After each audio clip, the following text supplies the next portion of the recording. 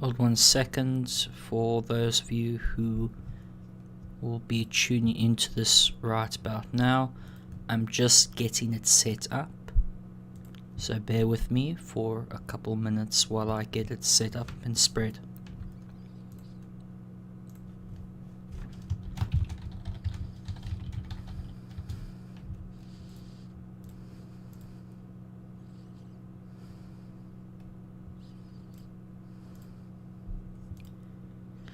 Okay, let's get the show on the road. Hello everyone, my name is Anthony Avista-Bisson. I am a freelance writer. I write for a number of online syndications such as Arrow Magazine, the Jerusalem Post and The Region. My area of focus is the Middle East, mainly the Syrian conflict, and mainly minority rights, specifically the Kurds. I am also currently studying a double degree at James Cook University in a Bachelor of Arts with a major in Politics and International Relations and a Bachelor of Laws. I thought that I would do a stream today on Rojava and the Kurds of northeast Syria. So this stream should go for about 2.5 to 3 hours, depending on how much I can get through it. It will go through the history, the organization, as well as the current dynamics of the project in northeast Syria. So with that said, I shall get it started, and this will be done in a format where I'll be essentially showing you images and a couple of slides as I speak. These will be triggers for myself, so I can bounce off my thoughts on those images and slides in a meta-narrative, I would say. Not meta-narrative, but a grand narrative of events for the Kurds in northeast Syria from 1960 all the way to 2020. I will be also showing the sources where I get my information from, just in case you would like to do reading on it later.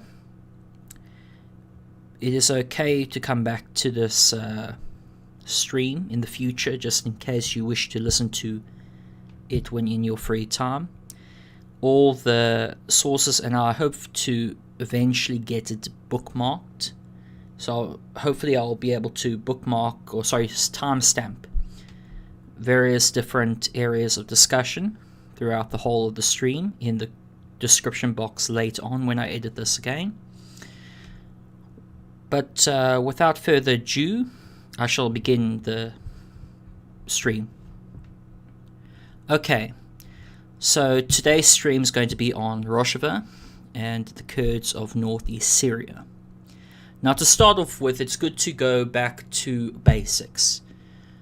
First of all, what is Rojava? That's the big question. What is Rojava? Now, Rojava just means west in Kurmanji and Sorani, which are dialects of Kurdish. The Kurds are an ethnic group of people based in the northeast of Syria. They consist about 2.5 million people in Syria itself. This map that I'm showing you on the screen at the moment, this is a current Syrian conflict breakdown of Syria. It shows you different factions and where they currently have control. Don't worry about all these different colors. It's not too much important at the moment, but we will return to this towards the end of the stream. Okay. Now, first of all, this is where Syria is. It's a small unitary state in the Middle East. Its population at the moment is, I believe, just about 23 million. At least that's what I last checked. I could be wrong with those figures. But Syria is based in the Middle East. A lot of people actually don't know where the country is, so I thought just get back to basics. Here's Syria on the map for you. That's what Syria looks like. It's a very small country, but it has a rich history. So we'll explore some of those elements as we've gone through the stream. Now, this is a distribution of the Kurdish population throughout the Middle East. The Kurds are the second largest ethnic group in the world without a state. They have a homeland that they believe in, called Kurdistan, or Home of the Kurds. This is sort of a rough map that you can see on the screen at the moment. It shows the proposed borders under the Paris Peace Conference in 1919, when Kurds wished to have their own states, when the Middle East was being divvied up between colonial powers of France and Britain after the fall of the Ottoman Empire. So you can see the different borders there. We have, as mentioned before, the Paris Peace Conference 1919 borders. We have the borders defined by the Treaty of Sevres 1920. We also have the Kurdish delegation on the first United Nations Conference in San Francisco in 1945. And you can just see what Kurds consider to be Kurdistan. Now, you have Kurds in the northeast of Syria, as I mentioned. You have Kurds in the northeast of Iraq. You have Kurds in the northwest of Iran. And you have Kurds in the southeast of Turkey. These are the major areas where you have Kurdish populations. Okay? Now that we have that out of the way, we can go to the sources. So chiefs of my sources that I'll be using today are from Vladimir van Wildenberg's The Kurds of Northern Syria, Governance, Diversity and Conflicts. It's a brilliant book that he co-authored. It deals with the dynamics and history of Syria from the perspective of the Kurds. It has good statistics, interviews, and maps, as well as detailed history of the area.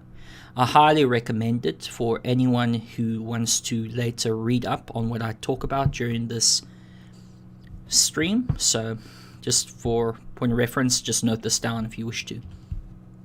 Another good Kurdish history book is by David McDowell, a historian on the Middle East. He wrote a very good book called A Modern History of the Kurds. It's very detailed. It goes into the history of all the Kurds through, you could say, the Ottoman period all the way to the modern era. It goes and explores the history of the Kurds in northeast of Syria. It explores the history of the Kurds in Iraq, Iran, and Turkey. It's a very detailed book, and I'd highly recommend it to anyone who's just starting off reading about Kurdish history, because you'll have a lot of good statistics here, a lot of good numbers that are crunched. It gives you a bit of facts from historians. So you'll be able to have a good overview of the Kurds from this book. Definitely recommend. The other book that I'll be also using is from Michael Knapp, Anja Plak, and Erkan Ayboga. And it's basically a book on Rojava. It deals with the formation of Rojava and the history of the Rojava Revolution. All of these writers are sociologists, German sociologists, who came to the northeast of Syria to study the area and to report back on the area. So this is their book. I recommend it also. Another book that deals mainly with the PKK, and don't worry about all these acronyms, we'll explain them a bit later throughout the presentation. Sorry, throughout the stream, I should say. And this is from Elisa Marcus's. It's called Blood and Belief. It's about the PKK and the Kurdish fight for independence. It deals specifically with the Kurds of southeast Turkey, especially the Kurdistan Workers' Party, or the PKK, especially its rise to power and its history up until 2007. It's a very good book because it does have references for the PKK's presence in Syria that I do highly recommend. Okie dokie, this is what we're going to be starting off with. Now, this is the ethnic composition of Syria as 2013.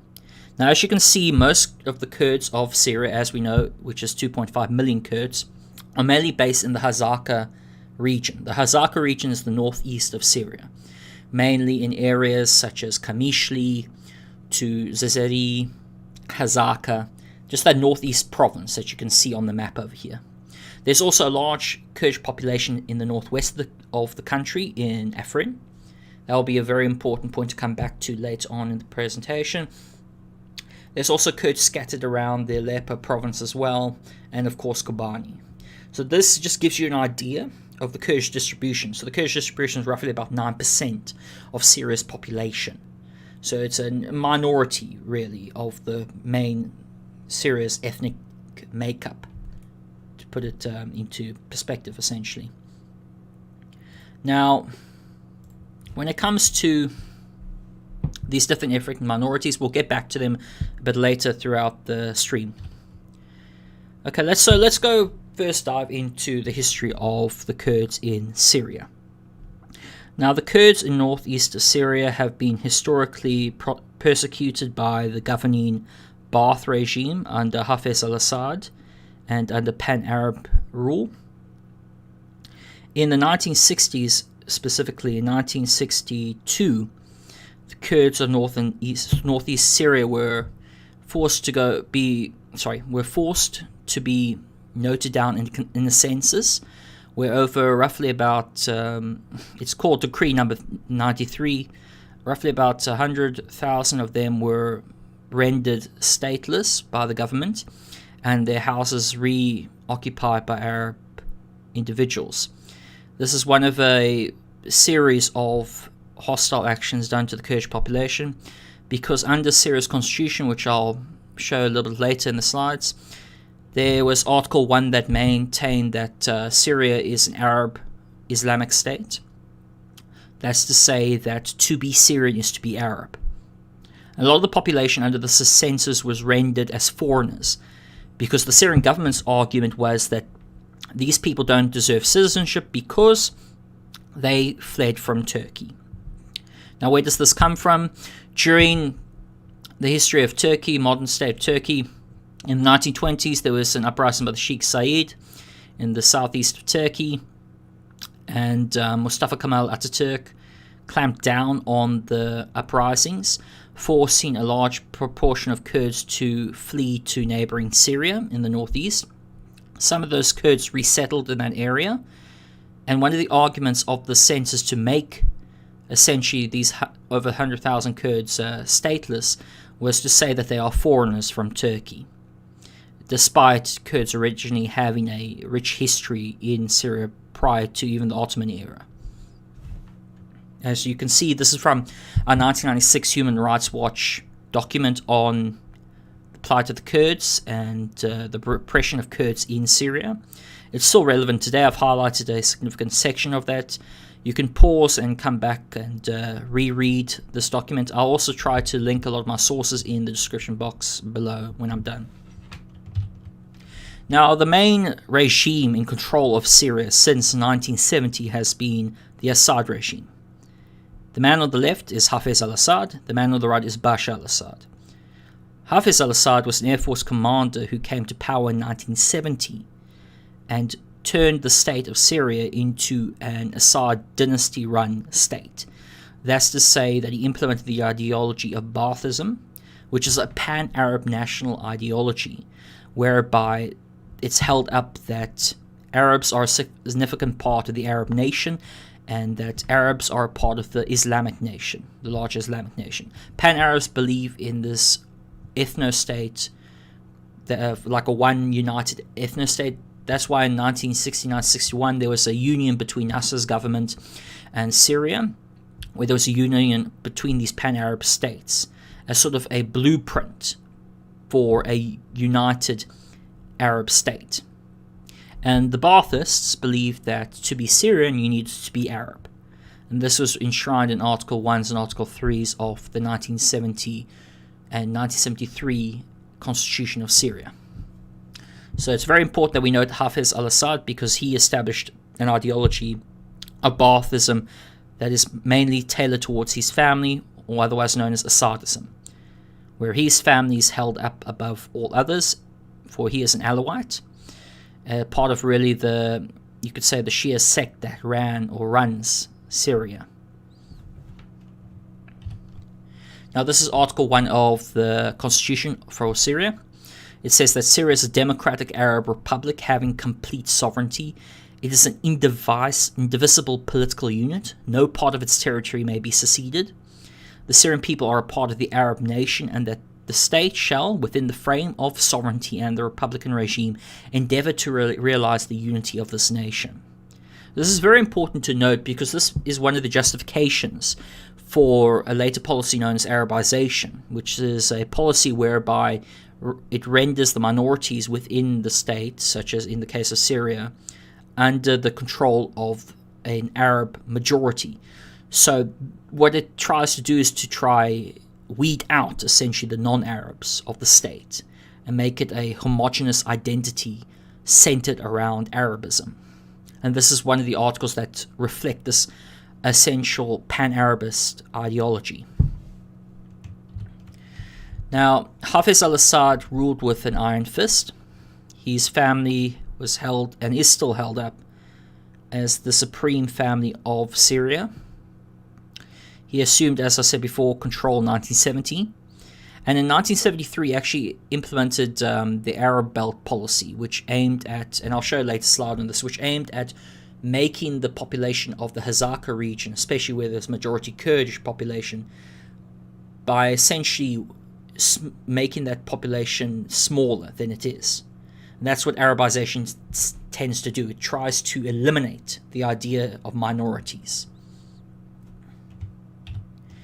Now, just to give you an example of Assad's repression, we can look at the 1982 Hama massacre, where the Muslim Brotherhood attempted to rise up in the northwest of the province of Syria, in the city of Hama.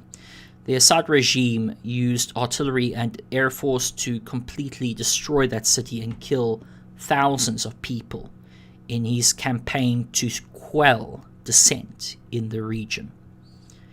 And at that time, for those of you who are not familiar, a big enemy of Pan-Arabism and especially Baathism at that time were the Muslim Brotherhood and a lot of Islamist organizations.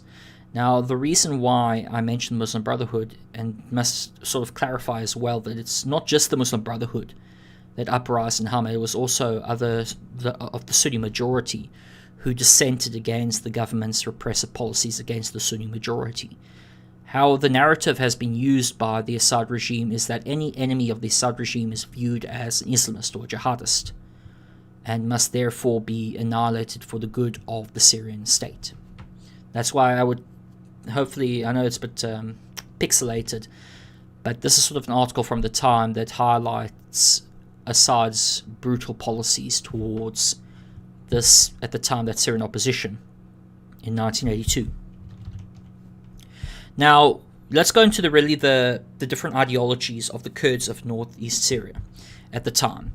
So we have important figures to note down in this period are people like what you see at the man center of these three people. His name is Mustafa Barzani.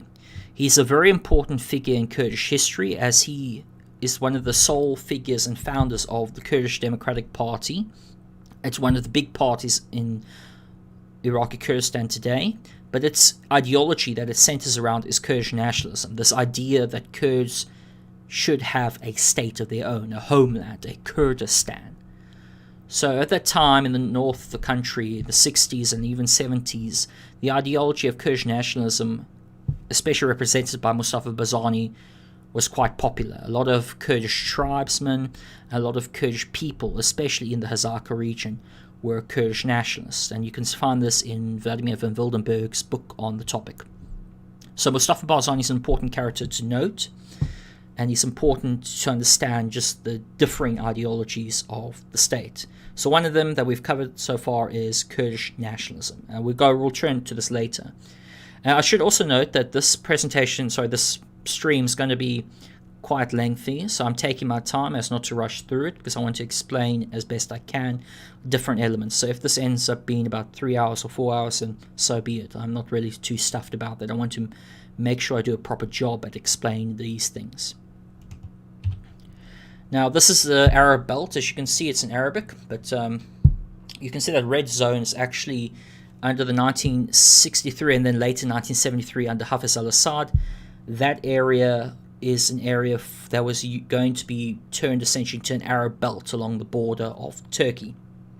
The main reason is to make sure that Kurdish homes and Kurdish farmland can be retaken by Arabs, thus helping create, if you will, a Arab zone in the northeast to try reduce the population of the Kurds of the region.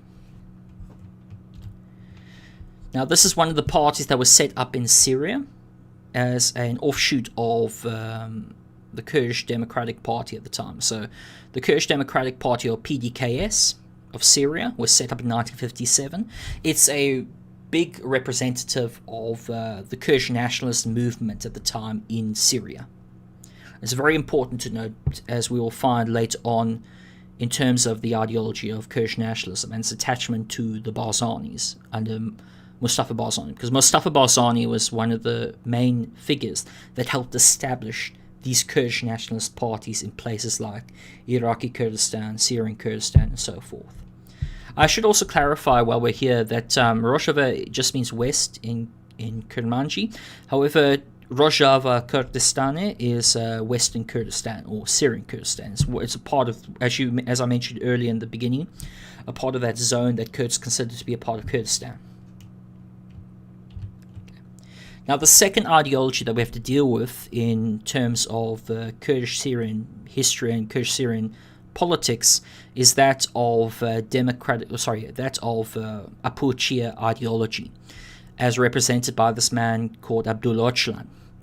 Abdullah Öcalan, for those of you who don't know, he was the founder of the Kurdistan Workers' Party, or the PKK, in 1978, which was a Marxist-Leninist Kurdish nationalist, Kurdish nationalist, no, let me repeat myself. It was a Marxist-Leninist organization centered around Kurdish statehood that sought to establish a Kurdish state under essentially socialism. That's just what we would say, is that if you can take Kurdish nationalism as being a kind of right-wing ideology, you would say that this ideology is a left-wing ideology, of that framework. And it's important to note because we find that from the 1980s, the PKK would be centered in Syria for quite a time. So he set up the Kurdistan Workers' Party, and his name's Abdullah Öcalan. He's front and center. Another name for him is Uncle, or Apu, and the ideology is Apuchia. So that's to say it's an Apu-aligned ideology. That's why I say Apuchia. Now, to give a bit of context as to why the PKK, a Turkish Kurdish group, basically ended up in Syria, is we have to look at this man over here, who he was a general of, military dictator. I just want to look up his name again, because for the life of me, I have completely forgotten. So pardon me. Sorry, his name's Kenan Evren. Apologies for that. Name's Kenan Evren. He took over the country in 1980 after a period of destabilization that was happening in the late 70s in Turkey, because Turkey at the time was dealing with a lot of radical groups in the country. Some of these groups were threatening the stability and order of Turkey.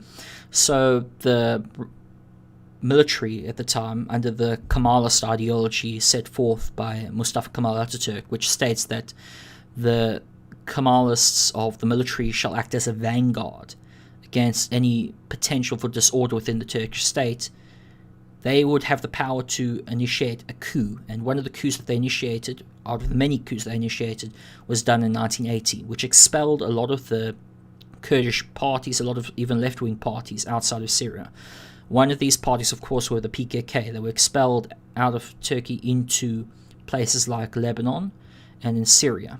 And that's why, for example, Abdullah Öcalan's PKK were first based in Lebanon in the Bekaa Valley, doing training with the PLO and PLO and Fatah, and they moved then to the north of Syria. So this is why we bring him up and why he's relevant for this conversation. Now, in 1982-83, we have Abdullah Öcalan, who has at that time fled already from 1979. He fled to Damascus in Syria to regain strength and check stock, if you will, of what's the dynamics really of his remaining party. Because at that time, the PKK were engaged in local fights with other left-wing groups to gain control in Turkey. And sort of seen the coup about to happen, he moved himself, as well as a bunch of his commanders, into Syria.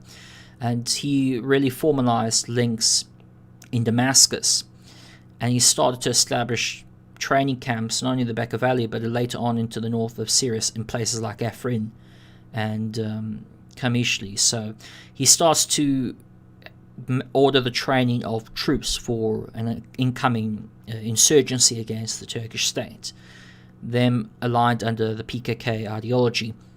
The PKK would establish in 1984 the HBG, or Civil Defense Units, which was the military wing, or is the military wing of the PKK, to launch an insurgency into Turkey to fight for a Kurdish statelet in the southeast of the country. Now, if we fast forward a bit in the future, this fighting would go on. The war would start actually between the PKK and the Turkish state and would go on from 1983 all the way to 1998, whereby, and I just want to clarify a couple of things because a lot of misinformation gets spread around this point. But people think that Hafez al Assad sponsored the PKK and supported the PKK's activities. What they neglect to mention was that, as mentioned before, Hafez al Assad's policy towards the Kurds was quite repressive. The only reason why he allowed the PKK to operate, and I must say only clandestinely, not really officially, was because of its ability to be an anti-Turkey force. Because at that time, during the Cold War, a lot of entities used proxies against their enemies. So while the Turkish state was fighting the PKK, the Syrian state didn't necessarily agree or disagree with the PKK. They just allowed them to operate in their borders.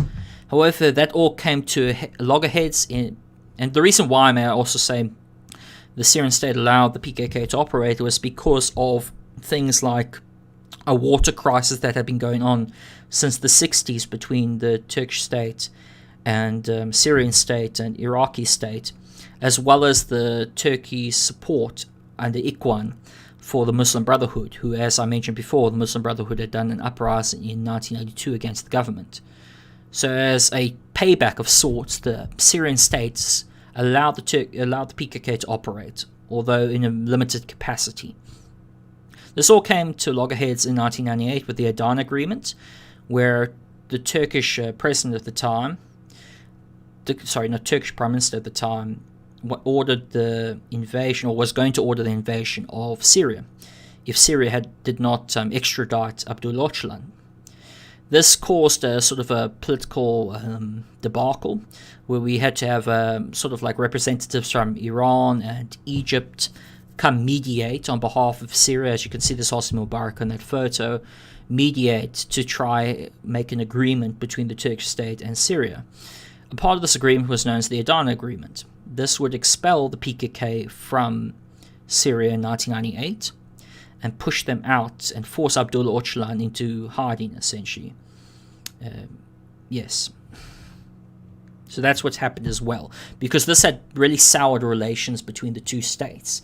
And it was only after the Aden Agreement that the states of Turkey and Syria started to normalize relations again between one another.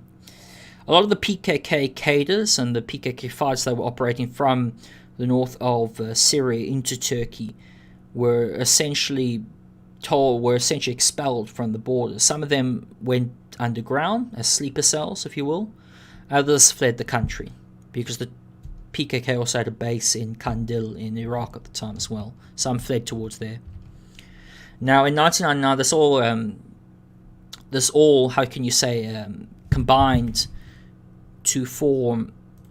So this all sort of culminated really in the capture of Abdullah Öcalan in 1999 while he was fleeing to Nairobi, Kenya. He was intercepted by Turkish MIT as well as Mossad and the CIA, and he was extradited to Turkey because the PKK at the time, as I noted by you, since the insurgency started in 1983, has been designated as a terrorist organization by the Turkish state. The Turkish state also pushed heavily in the early 90s. One of the people that they used, now for the life of me, I'm just going to quickly find this individual. Okay, 1996. Tansu Çiller was also an important figure because she is Prime Minister of Turkey in the 90s, basically. And she pushed during that time for the designation of the PKK as a terrorist organization by European states and the UN as well as US. And this is why, for example, the PKK was designated as a terrorist organization in the early 1996, 1997. And because of this, Turkey was allowed to get intelligence from agencies such as the CIA and Mossad and elsewhere to capture Abdullah Öcalan and intercept him and extradite him back to Turkey. Now, this all comes into loggerheads in 1999, where he's actually convicted, and instead of being sentenced to death, he is actually sentenced to life in exile on the island of Imrali off the coast of Turkey. And that's where Abdullah Öcalan remains to this day. And he told the PKK essentially to put down their arms against the Turkish state. Now, when we're returning back to Syria, at this time in 2000, Bashar al Assad, after his father dies of a brain tumor, becomes president of Syria. Now, he comes off the back of his brother Bashar al Assad, who wanted to also become president, had died in the early 90s. Because in the sort of Assad family, Hafez al Assad was preparing Basil for essentially the role of president. And what happened was that en route, that Assad brother was killed trying to drive to Damascus International Airport. So this rather weaselly little man by the name of Bashar al Assad comes into the framework and starts to be trained to be the next president of Syria. And he eventually takes that role in 2000 after the laws are changed to allow him to become president. A lot of people thought he would be a reformer at that time. Well, he wasn't a reformer, I can tell you right now. Now, let's move on. Now, we should really start to establish the people who were a part of you could say, the exterior of the Kurdish movements in those late 90s. Because with the PKK now essentially in peace with the Turkish state, and a lot of their PKK cadres underground, and a lot of Kurdish nationalist movements now reasserting themselves.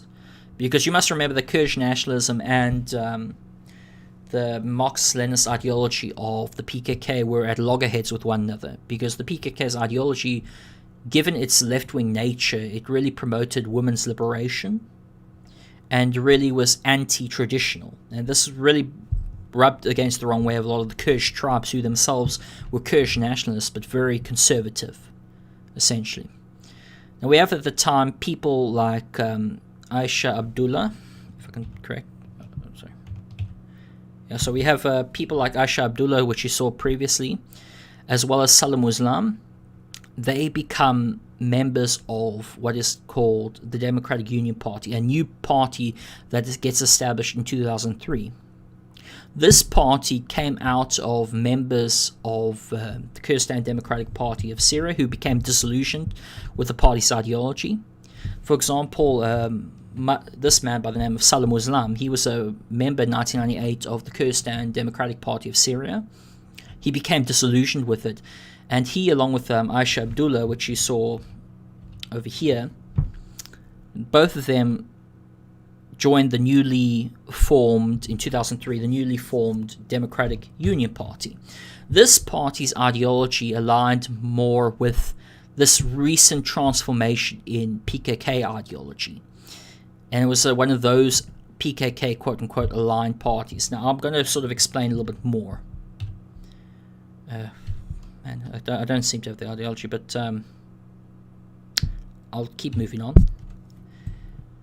And I'll explain this a bit later as well. But in essence, the PYD was established as a socialist, left-wing, sort of libertarian socialist-esque party in response to the crackdown, really, of the Assad regime on different Kurdish parties. Because a lot of these Kurdish parties had to operate underground. Because, as you can imagine, that a lot of dissenting parties towards the Syrian state were simply not allowed in the Syrian state to operate. So as a result, you had parties such as the PYD and its members having to go underground. These members start to organize in underground. However, a lot of their members also get arrested. This comes into loggerheads really. This comes to loggerheads really in 2004 with the Qamishli race riots, after police essentially fire upon Kurdish protesters at a soccer game in Qamishli, which is a city in the northeast of Syria. This leads to huge protests and a protest movement, as you can see over here, where people essentially called for their democratic rights, because at this time still Kurds did not have rights.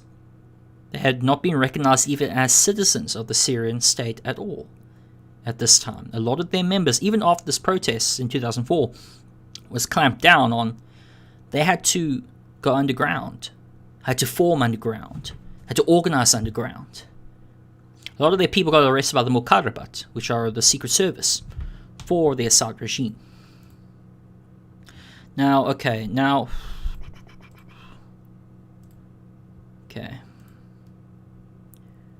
Yes, okay. Cool. Now we move on to what is Abdullah Öcalan doing at this time. Abdullah Öcalan, after his imprisonment in 1999 and conviction in 1999, he's on Emirali. And he has a lot of time now to reread and to change his ideology, which he does. He gets inspired by figures such as Mari Bookchan, who is a libertarian socialist and who is also a pro-ecologist as well. His ideology starts to really influence Abdullah Öcalan at this time, 2004, 2005. In fact, Abdullah Öcalan gets in contact with Mari Bookchan.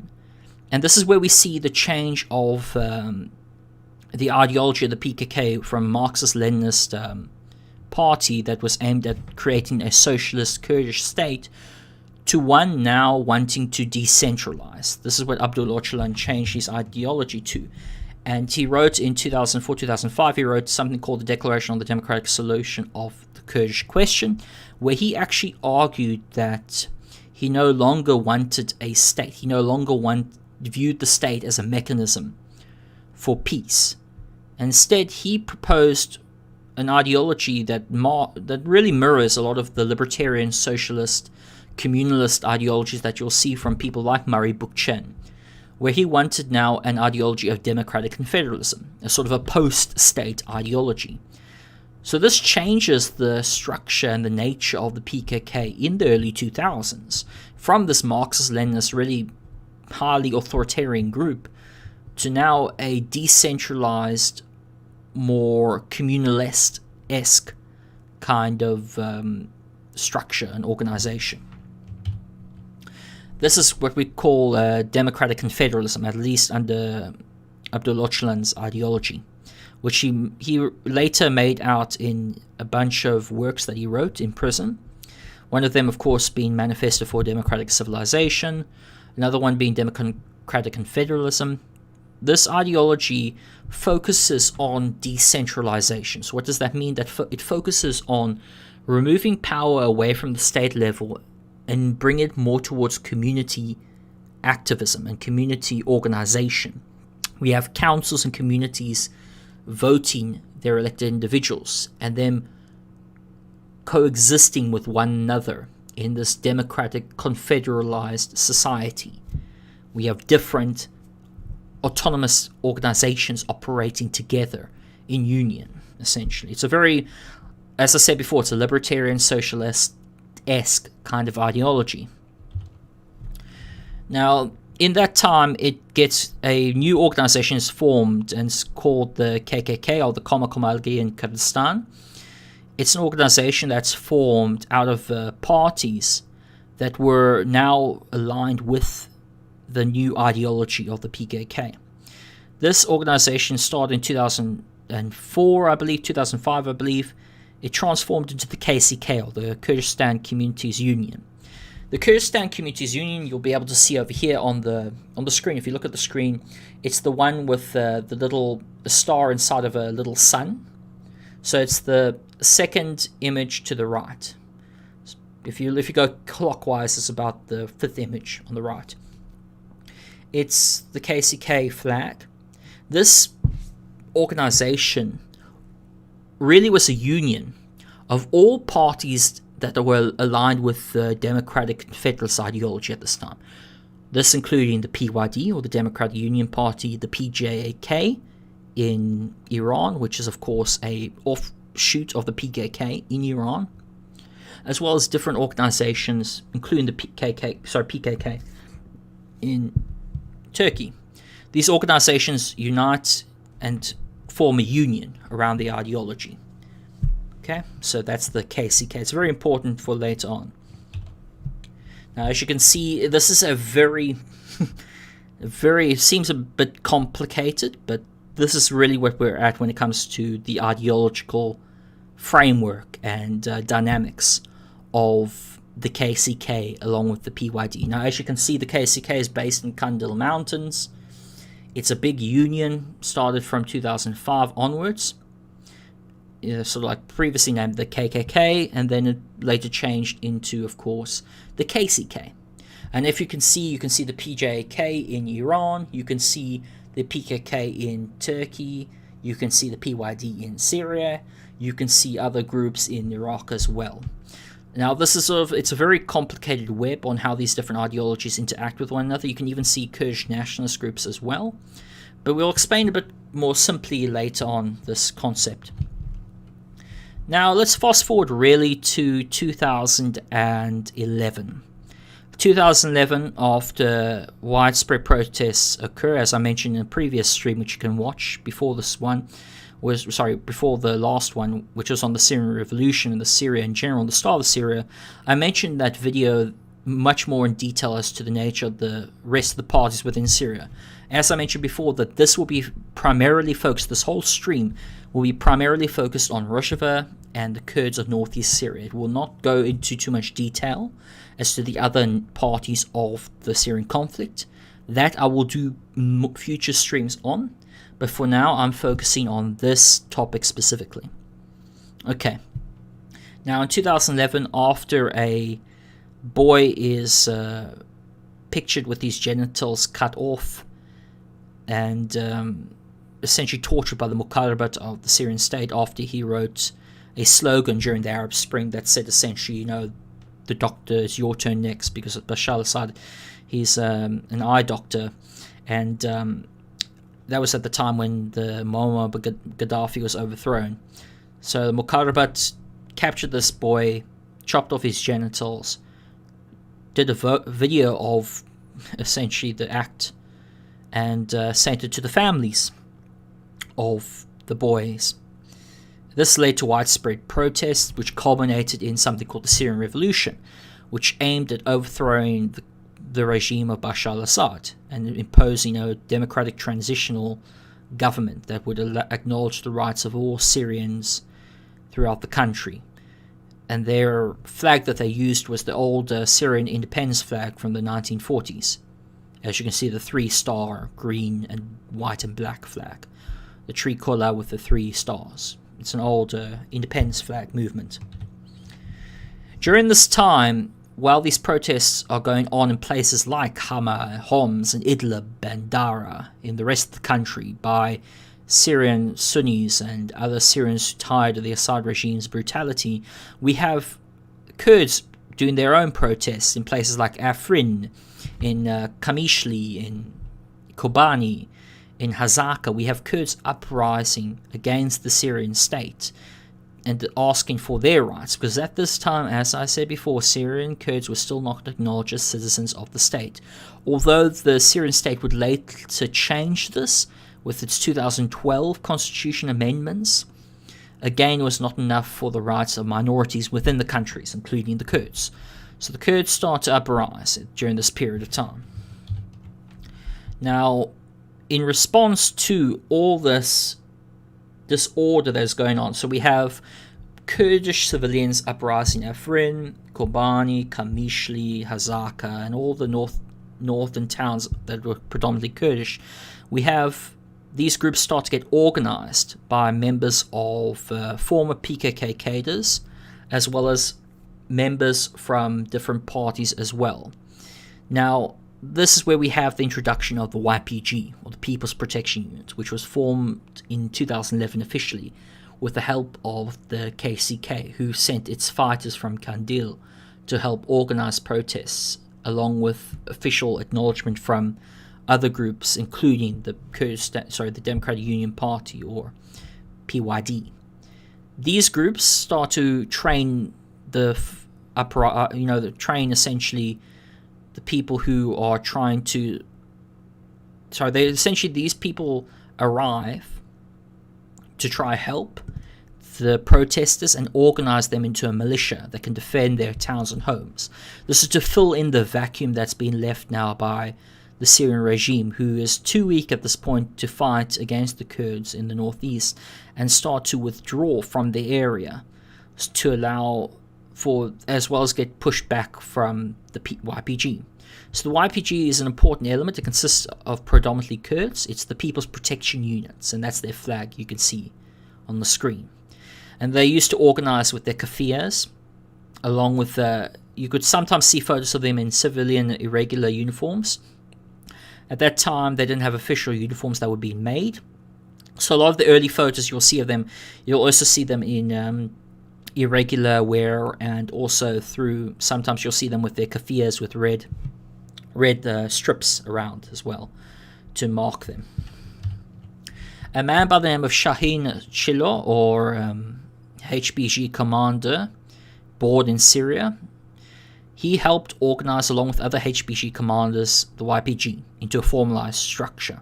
We would later know him as Muslim Kobane. He's very important to understand, to know in this period of time, because Muslim Kobane himself was born in Syria. He's a Syrian Kurd. He joined the PKK during the uprisings against Turkey out of a sense of duty to his homeland and to the fight against Turkey. He rose through the ranks and became a HBG commander. And the KCK, the Kurdish Union, basically, of the KCK, helped to essentially bring a lot of these HBG commanders into Rojava and the growing Rojava revolution, as it was known then, and is still known today. The revolution, essentially, of the people of the northeast of Syria, mainly the Kurds, against the Syrian regime. And one of the people that were leading the HBG commanders, of course, was Muslim Kobane, or Shahin Chilo. We'll come back to him later on. Now, at this time, we have to also acknowledge another person during this time. His name is Masoud Barzani. He was, for a long time, the president of the Kurdistan Regional Government, or the autonomous region within the northeast of Iraq. Sorry, I should say the north of Iraq. He is the head of the Kurdistan Democratic Party. He's also the son of Mustafa Barzani, who died in the late 70s. He became essentially the successful heir of the KDP. And he, at the time, led the KDP. And he was an important figure because he helped to... sorry. Just got to go through my slideshow again because I accidentally pressed the wrong button. So give me some time. It's what happens when you have hotkeys and you don't use them correctly.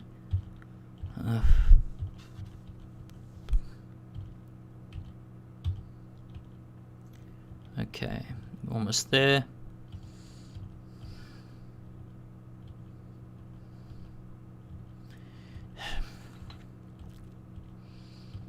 Okay, there we go. Masoud Barzani.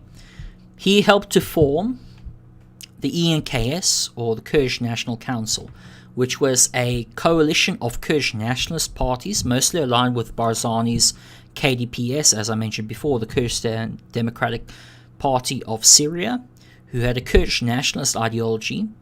He helped to create the KNC, who was led at the time and is led by Ibrahim Biro, the guy in the middle you can see over there. This is the other chief party of that was in response to the uprisings against Assad. So you have the PYD, who takes essentially assertive action with the YPG and starts to mobilize support as well. And we have the KNC, who themselves start to have a union between the Kurds, sort of have a union between they start to have a union between the PYD and they formed the Kurdish Supreme Committee in 2012 under the Hawla Agreement. The Hawla Agreement, for those who don't know, it was an agreement signed in the capital of the Kurdistan Regional Government called Erbil, or another name for it is Hawla. There was a couple of agreements, the first of course being done in 2012, where there was an agreement between the Democratic Union Party and the Kurdish National Council, where there would be a de facto union to create governance of the areas now liberated from the Assad regime, to form some form of de facto government, essentially. These groups helped to organize the YPG into a much more professional force as well, and also helped to organize the women's branch of the YPG, which is of course the Women's Protection Units, or the YPJ, and the Azaesh. We'll see more about those a bit later. The DBK, as was known, would last only until 2013 because unfortunately the KNC and the PYD had a disagreement of ideologies. And I'll explain that a bit later. Now the YPG, as I mentioned before, is the Women's Protection Units. It's a all-female part of the YPJ. It was sort of like an off-branch, if you will, of the YPG. They are mainly predominantly made up of women, especially Kurdish women, as well as Arab women as well. It's all under the ideology of genealogy, which is a sort of a Kurdish feminism, really, that the PYD was pushing, because the PYD adopted the democratic confederalist ideology of the PKK, as I mentioned before, in the early 2000s.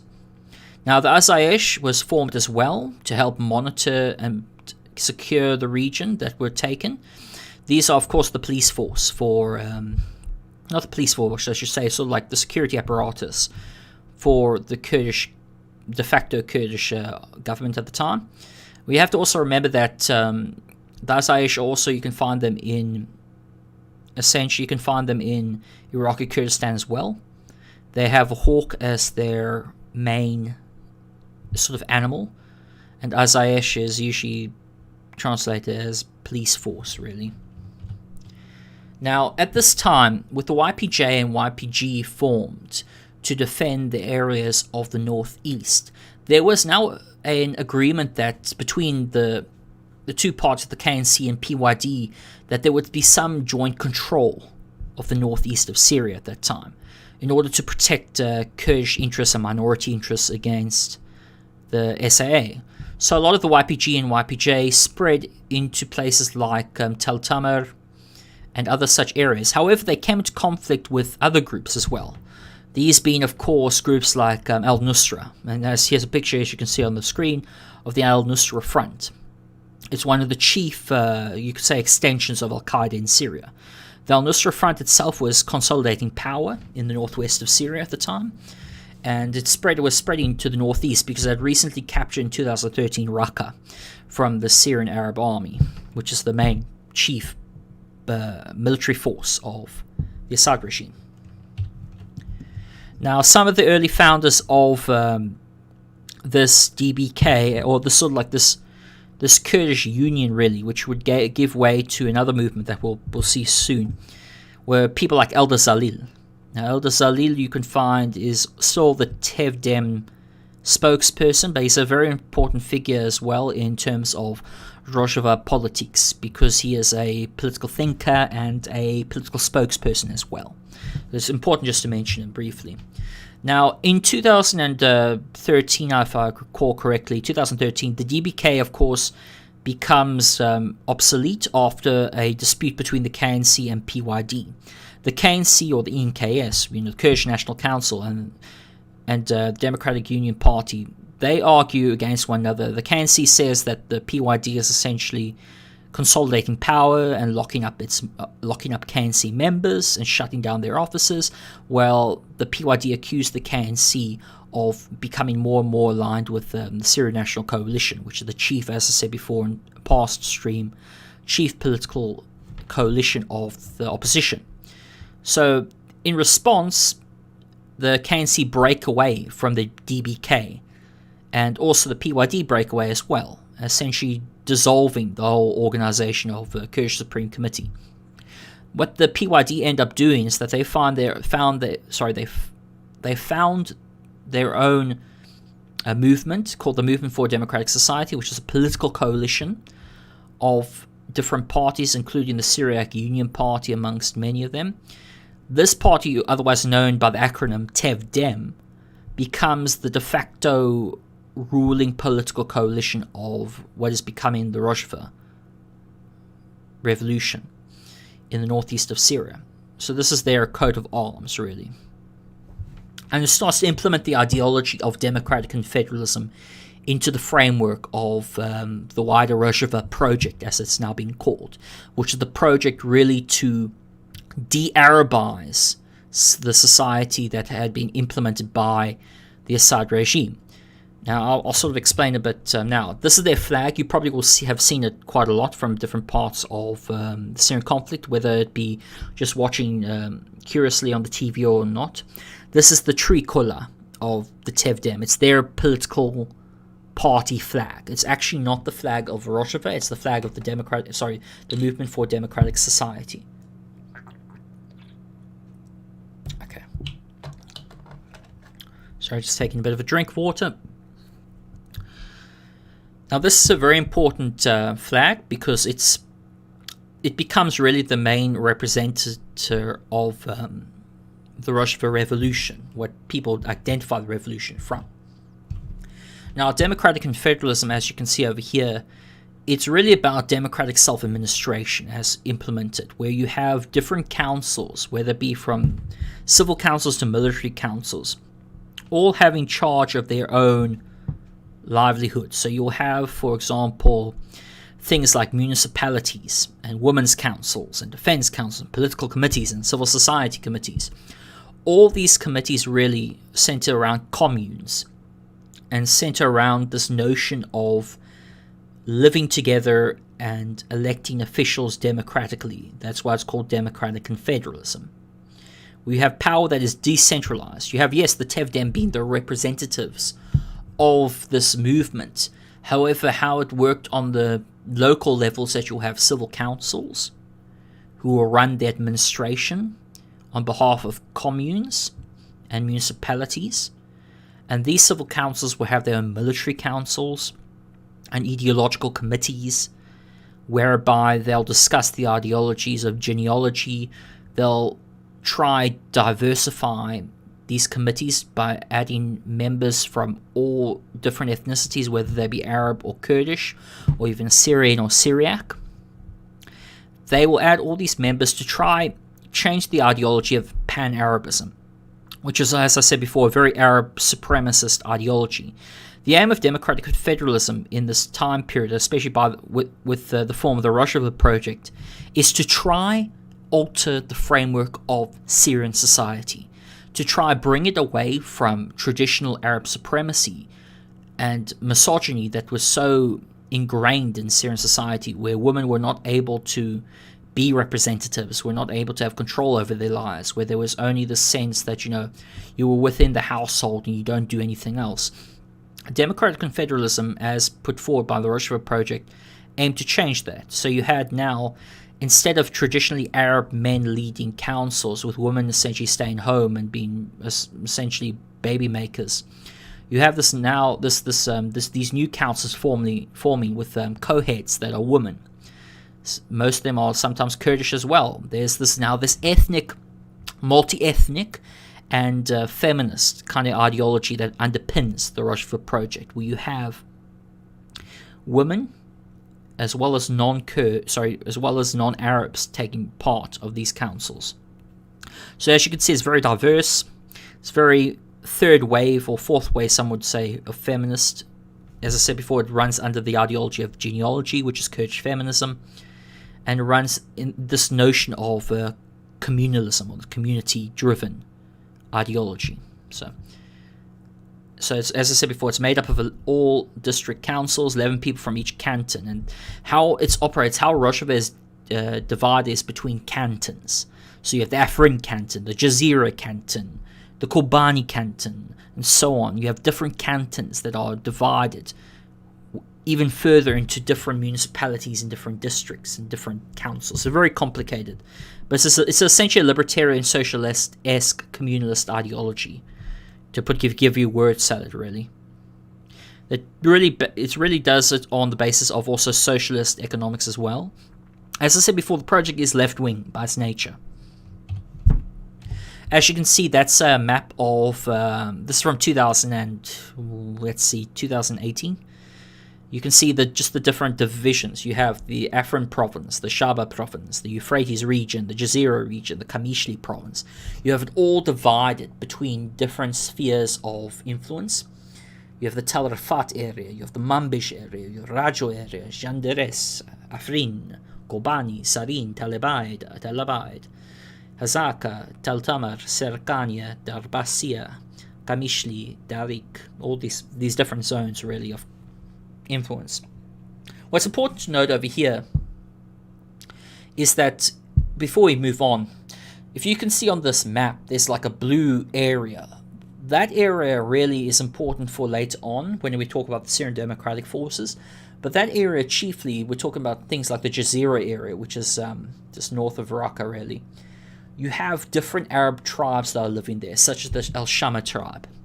That will be important for later, but just keep that in mind at the moment. As I told you before, only 2.5 million Kurds live primarily in the Hazaka region.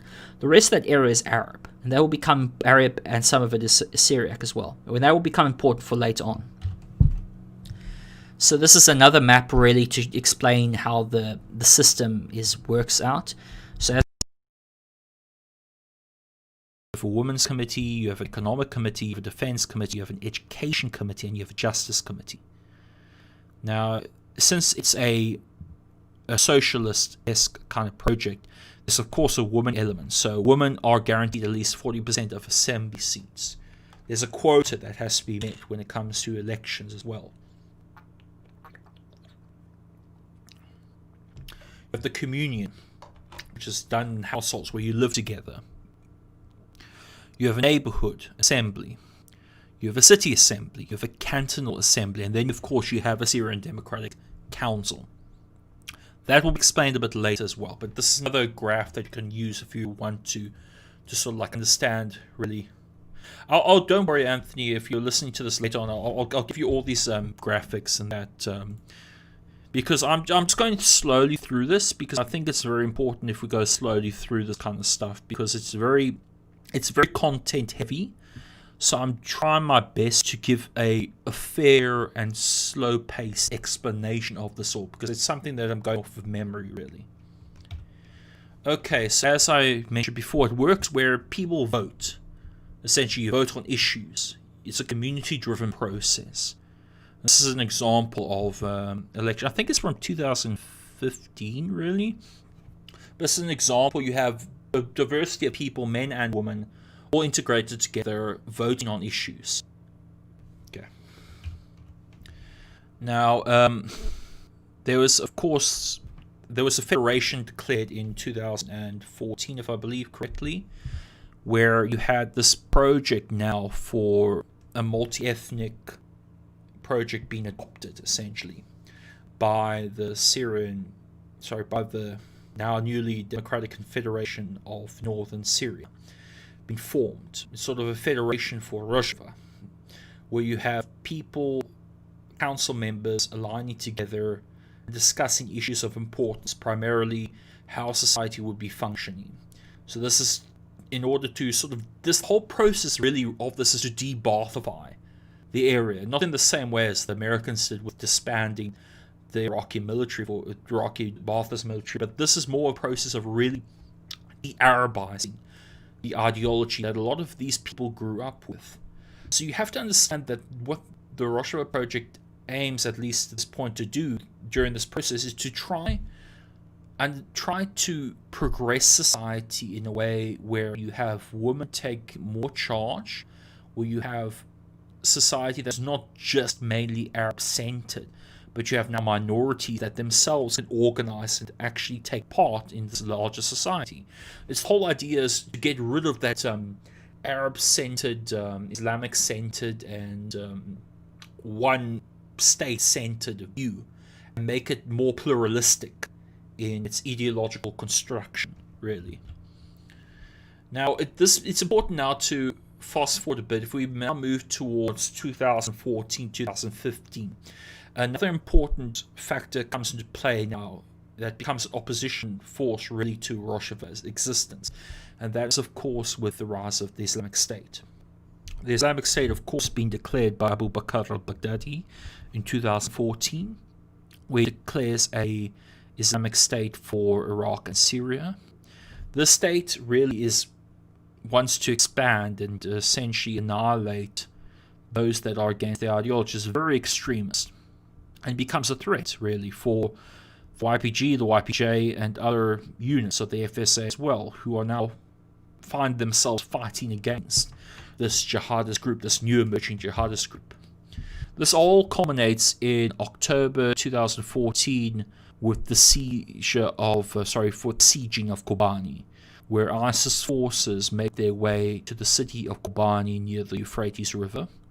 This is a Kurdish predominantly city, and this city becomes the epicenter for a conflict between the YPG, the YPJ, and all these other different groups really, who are now fighting to essentially survive. Because in 2014, as I mentioned, a democratic federations declared, and this federation has its own constitution where it says that it no longer wants to just be an Islamic Arab-centered state. It wants it now to be multi-ethnic and pluralistic. This is completely antithetical to ISIS's ideology, which is completely jihadist, Salafist jihadism in its manifestation, whereby you have gruesome atrocities taking place. You have Kurdish women, for example, being beheaded. You have mass violence against civilians. You have really this society, the ISIS forces wanting to completely annihilate all the minorities, including Kurds, especially the Kurdish freedom fighters and Kurdish, what they call atheist heathens, basically. They want to annihilate these people because it's antithetical to their project. So there's a war that comes on in late 2014. This is really a pinnacle point because prior to this, in terms of the media focus, not many people really knew about Rojava at all. It was more something, this, it's a part of the wider Syrian conflict. No really one gives a damn much about that during this time period. But the Kobane siege changes everything. It changed everything for me, especially. We have people like, as I mentioned to you before, Aisha Abdullah, who at this time is now co-head of the PYD along with Salam Islam. She is herself a freedom fighter. Like, she's on the front lines with the YPG and YPJ in Kobane, sort of ensuring them to keep fighting against this threat. Because at the time, you've got to remember, these people are only armed with Kalashnikovs and with guerrilla tactics. I mean, they've got their training now from HPG commanders who themselves organize guerrilla warfare and know how to organize against sort of like conventional armies. But ISIS itself is its own force. It threatens to destroy the existence of all people, including every single Kurd. This is why you see a union kind of take place between the Peshmerga, who themselves are under the control of different factions within Iraqi Kurdistan. They come to the they come to the defense of their brothers in Syrian Kurdistan, Rojava Kurdistan, YPG. So they, as you can see by their insignia, these are KDP Peshmerga, and it's very easy to see why the KDP Peshmerga. If you look at their military patches on their arms, it's got, if I'm correct, if I actually have if I can actually take a closer look at my own little, because I've got like a patch I'm holding in my hand at the moment. They have I think it's believed a hawk with daggers, and it has like, the KDP Peshmerga insignia along with their own phrase. Basically, these people are kitted out. They're kind of like different because the KDP Peshmerga, they received their training at the time from the US military as well as German military and French military, so they have their own conventional weaponry. They've got not just AK-47s, they've got Kevlar uniforms, Kevlar protected uniforms. They know how to do proper conflict as well. They've got history of fighting as well for quite a period of time. The YPG at this moment are still wearing civilian irregular uniforms, so they have the AK-47s, and that's pretty much it. Because for guerrilla fighting, if you understand, like guerrilla warfare, you actually require really fast tactics. You have to have fast movements whereby you have a kind of like ambush tactics. Like if you understand the Viet Minh and the Viet Cong, imagine that, except now in more like Palestinian Liberation Organization or even Fatah sense. We have a combination of the two. We have tactics of surprise attacks and fast movements, and armor like Kevlar really weighs you down. But the problem with that is that if you're doing those kind of tactics, there's a high risk to your forces being easily killed on the battlefield, because there's no defense against there's no like Kevlar, any protection properly on their self really. Now the Peshmerga actually come to defend Kobane along with the FSA, especially from the Northern Sun Battalion. And if you can actually see there, you can actually see the Northern Sun Battalion's logo on the right. If you can see that little those AK-47s along with the Syrian revolutionary flag. The FSA come to the defense. Some of the FSA units, may say, not all of them. Some of the FSA units come to the defense of the YPG under this new operations room called Euphrates Volcano. And you have now a combination of FSA units, YPG and YPJ units. You have PKK units as well, and you also have Peshmerga, all together in one concerted effort, literally fighting for their survival in this area. Now, you can see there, this is an airstrike by another force that becomes very important for our story about Rojava. We have the intervention of the United States military into the Syrian conflict. Now, I have mentioned before in a past stream that the intervention of the United States came first with Operation Timber Sycamore with the CIA. However, this was sorry, I think I cut out there for a bit. This was a more direct intervention, and it was okay. I don't know why on earth is my thing glitching, but anyway. It was more of a direct intervention done so by the Pentagon and CENTCOM under their new combined joint task force called Operation Inherent Resolve. So at that time, the US Special Forces and CENTCOM officials met up with Muslim Kobane, and they all agreed under Muslim Kobane after late 2013, early 2014, early 2014, late 2014, agreed that the YPG would work with the United States. And this is why we see over here an airstrike by the US Air Force that hit Kobane and hit targets related to the Islamic State, essentially, forcing the Islamic State really significantly back. So it's a combination between the YPG, the FSA, Peshmerga, and PKK, as well as the United States, that pushed ISIS out of Kobane. It was that concerted, united effort. One of the heroes of this time really was a man by the name of, if I can remember correctly, what's his name again? Okay, a man by the name of Musa Herdim becomes a hero in the fight against the Islamic State. He was a sniper, really, that killed tons of Islamic State members during the intercity fighting, so like the close quarters combat that ISIS was doing with YPG. This man by the name of Musa Herdim, if I can, was it Musa Herdim? No, Musa Herdim, that's what his name is. Musa Herdim became really a martyr in early 2015 where he died of wounds by ISIS. He became a hero in much of a Kurdish history at that time. He became a martyr. Because I've got to also mention that for PKK and also a lot of left-wing groups, really, if you think about it, they have a martyrdom culture where they celebrate their martyrs as heroes. So that's why you'll sometimes see portraits of their fighters who have perished, and they hold them up because it goes on to that old tradition from not only from Islam but also just from very far left-wing groups. They celebrate their martyrs. A brilliant book, by the way, on this issue is by a man by the name of Azad Khudi.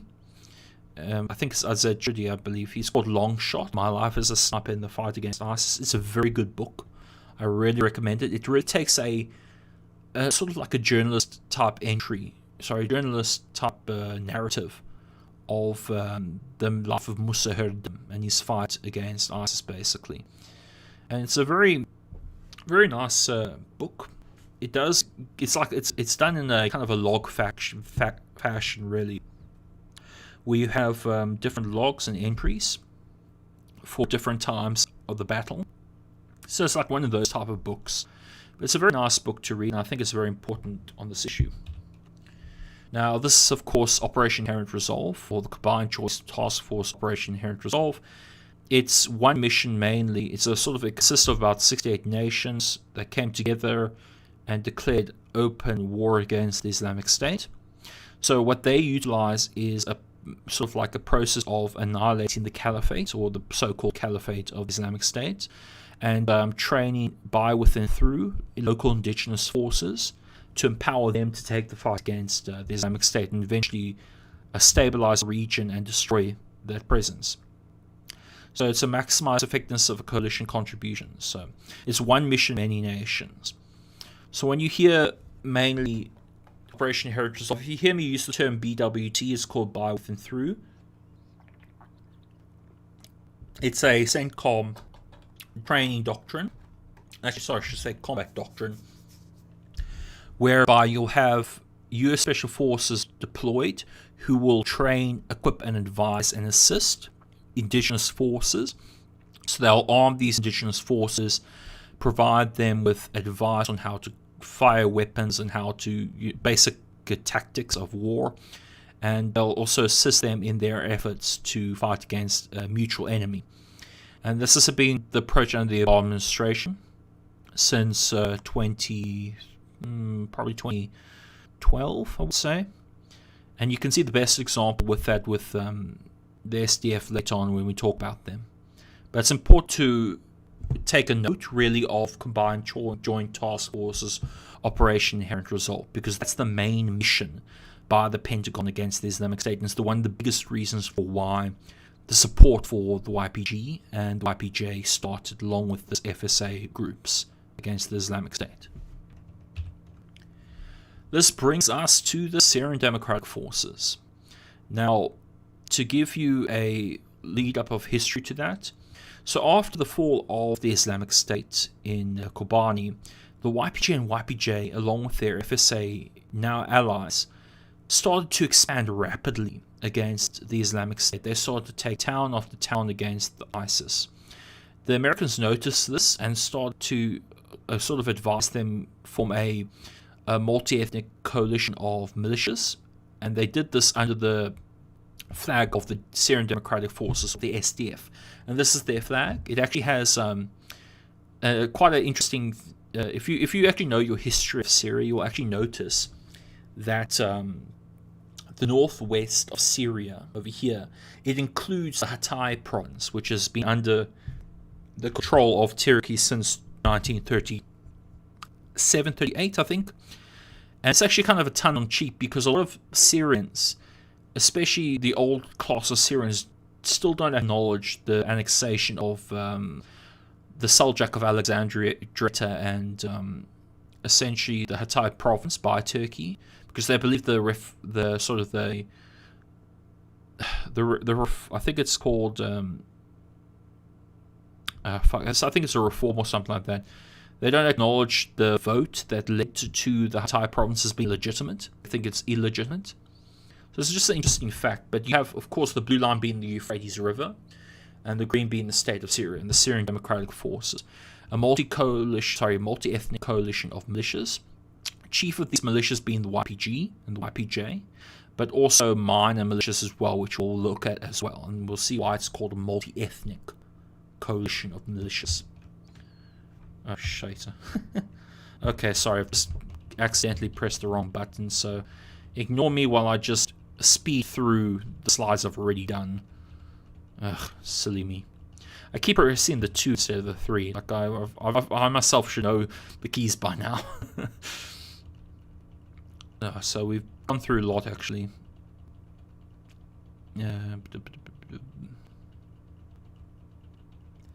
So just give me a bit of time. I'll get there soon.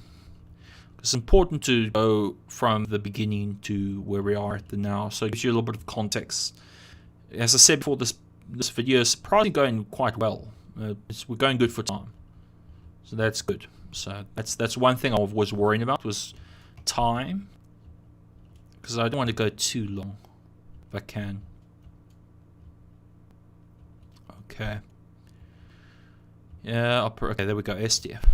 Now, here is a great little mini graphic that is from Inar Baradi, and it sort of addresses the stuff that I've mentioned, but I want to also mention a couple other factors that are very important. Now, I think I mentioned to all of you that the SDF, sorry, I mentioned to all of you that there's an Arab tribe called the Al Shama tribe. The Al Shama tribe is based in the Jazeera region, so it's above places like AANES, all the way to southeast of Hazaka to the Jazor area. That's predominantly Arab based. A lot of these Arab tribes are very pragmatic. They've worked with the Assad regime, they've worked with ISIS, they've worked with the opposition, and now they've worked with the YPG. They do so for their own survival, because they've been around for a long time. Chief of their forces is the Al Sanadin forces, which I'll explain a bit more in detail. It's one of the big groups that are part of the SDF. There are, of course, the elite forces as well. This is a nice little graphic that I will link to. I will actually link to this in the description later when I've done the stream, so do not worry about any of the pictures or even the graphics I've used here. I will give you reference to them in detail, don't you worry. But it's very important to acknowledge that this is sort of like you have YPG, you have the supportive forces, by the way, which are like a Syriac kind of police force that is based in Qamishli. It's an extension of the Syriac Union Party, which I'll also mention a bit later on. We have, of course, the YPG. We have also the coalition of Jazeera brigades, which are sort of like an FSA offshoot, really. We talk about the Army of Revolutionaries, Northern Sun Battalion. These are like ex-FSA forces, really. And these ex-FSA forces, they actually fled away from the main FSA because they perceived the main FSA. By the way, the FSA is the Free Syrian Army. It's the main military force of the mainland opposition. Its flag's the revolutionary flag. The reason why they fled away from these units of the FSA in the northwest, which is where they're predominantly based, is because of the corruption and jihadist influence that they perceived that these groups were going under. So that's an important factor. And then, of course, there's the Al Sanadin forces and elite forces. And we'll go into it a bit detail now with the Al Sanadin forces. Now, quick reference for those of you who want to know the intricacies and details. This lovely woman, her name is Nasrin Abdullah. She is actually the commander or the general of the YPJ. If you want to know her name is Nasrin Abdullah. She is the general of the YPJ. Okay. The next person we're going to look at is this lovely gentleman by the name of Sipan Himo. He is the commander of the YPJ. So YPG. I'm getting my YPJ and YPGs confused. But he's the commander of the YPG. He's the general, actually. Nasrin Abdullah is the general of the YPJ. Sipan Himo is the general of the YPG. Okay, these are important, so we get that out of the way.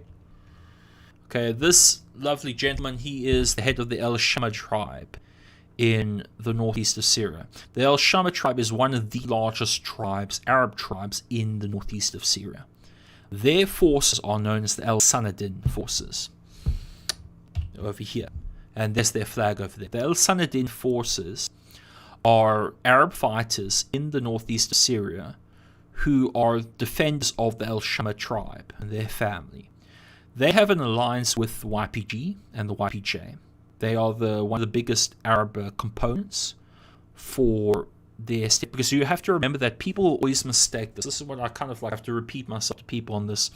The YPG is a predominantly Kurdish force. It is not a complete Kurdish force. It's a predominantly Kurdish force.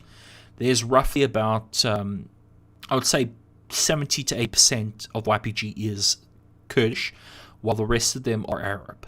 Like, they are Arab fighters that go way back from 2012, 2013. Same with YPG. So YPJ, I mean. So we got to remember that this is an important force, the Al Sanadid forces. That's their chief militia, really, for the Al Shama tribe. But you got to remember that in this part of the world, we're dealing with a really interesting piece of history right here, because in this part of the world, what people forget to note is that you have different communities have their own militias. You have a mixture of old and new. You have a new ideology under democratic confederalism, as I mentioned before, that's changing the political dynamics of the Northeast from a more traditional center to now a more left-wing center, which is a radical change that has not happened before. And that clashes really with these old men, because you've got to remember that the Al Shama tribe is a traditional Arab family. They are a traditional Arab tribe. They are highly conservative. They are, like, practically all their soldiers are men. Women have to stay at home and wear, like, niqabs and burqas, basically. By the way, not all of them. You have, of course, Arab women who, of course, since recently really are allowed, have become much more progressive in values. But I'm talking about the Al Shama tribe specifically. I've usually only seen their wives really with, like, niqabs and that, or even, like, hijabs, really. But they are traditional family, and they actually started to work with. So the traditional tribe is one of the many tribes. There's many tribes as well, but that's the chief tribe I want to mention. I don't want to mention the other ones, so it gets confusing. The Al Shama tribe started to work with the the YPG in 2013, 2014. Back when ISIS was still, ISIS actually had started to become less of a, started to become a threat, and then when ISIS started to recede, the Al Shama tribe switched alliances to the YPG. Because, as I said before, these tribes usually work on pragmatism. I mean, you can't really blame them. I mean, if you, for example, are used to a volatile region where you have different entities with different ideologies that come every couple of years, I mean, if you started to give your alliance just to one ideology or one party at times, it will not be very pragmatic, especially when other ideology becomes stronger. So the Al Shama tribe has always worked with the group that best suits their interests, and that's why tribal politics, especially, is a very interesting dynamic of Syrian sort of a democratic confederalism and also Democratic Federation of Northern Syria politics. So yeah. Another group that's important to note is the Syriac Military Council, or the MFS. This is a council completely made up of Syriac Christians in Syria. They predominantly come from the Tel Tamar area of Syria. They've only got a couple thousand fighters, but they have a women's unit called the Beth Naranian Women's Protection Unit, or the HSNB, which is the women's branch of the MFS. The MFS was formed in 2015, really, with the formation of the SDF, and it's really the militia force for the Syriac community in Tel Tamar, because a lot of the time when these areas were liberated, the YPG, along with the TEVDEM, advised these communities to form their own militias to protect themselves from any potential hostilities. Because democratic confederalism, how it works, and how many people forget this, how democratic confederalism works is that you have different communities coexisting with one another. They have their own civil councils and their own military councils. And as long as they all unite under the same kind of principles of living together, coexisting, so on, then there's not much trouble, okay? So they're allowed to form their own militias as well as defense force, and they're actually encouraged to. That's why you see this, for example, the Syriac Military Council, or the MFS, has been a predominantly important militia that people forget to note in their analyses of the SDF. Sorry, I'm just taking a bit of a water. But the reason why I bring up these organizations is it's incredibly important for us to understand that the SDF is a multi-ethnic coalition of militias. It's not as a lot of people, and this is what really gets under my skin, a lot of people incorrectly say that the SDF is just a completely YPG-owned unit. And they completely say all the time that it's a complete Kurdish unit, and say, or it's like some PKK offshoot or something like that. They always mention these hot topics and these hot phrases, and they actually neglect to understand the history and the dynamics. And we would know, as I've mentioned to all of you now, that the SDF is a multi-ethnic coalition of militias. It's not just the YPG. It's like the Syrian Arab coalition. It's the as I said before, the MFS, the Syrian Military Council, the HSMB, the Beth and Arani Women's Protection Units. It's so much more. It's the Al Sanadid forces. It's the FSA units as well. It's a huge, diverse collection of militias. Actually, the statistics that I read nowadays, I think, is now 60% of the SDF is now Arab, compared to 40% being Kurdish and other minorities. That's a significant number, and I'll bring that statistic up, I guess, in my description box later on to explain a bit more, because that's important also to know that the SDF is not a predominantly Kurdish unit. It's actually a predominantly Arab unit, if you really want to put it in those kind of terminology. In 2015, what was being formed besides the Syrian Democratic Forces was, of course, now the Syrian Democratic Council. In 2015, this council was set up to, how you could say, export and make solid the project of democratic confederalism and this idea of multi-ethnic union that was becoming very prevalent with the interjection of the US and the creation of the SDF and the really formalized federation of northeast Syria. This lovely lady is, her name is Ilhan, what's her name again? Yes, her name is Ilhan Omer. She is the co-head of the SDF. SDC. You probably would have seen her all the times. If you read, by the way, for all of those of you who are not really in tune with Kurdish politics and that, I recommend that you always keep in contact, always read up on Kurdish politics through whether it be a number of outlets, a number of media outlets. If you can try read through the NRT, Rudal, Kurdistan 24, SDF Press. You could also read this through, as I said, the books that I mentioned before. There's a lot of academic material now available that you can look. If you have access to University Research Portal, you can look up articles on the SDF and Rojava in general from academics that are peer-reviewed. I recommend you do so, because I don't want you guys just to rely on me saying stuff.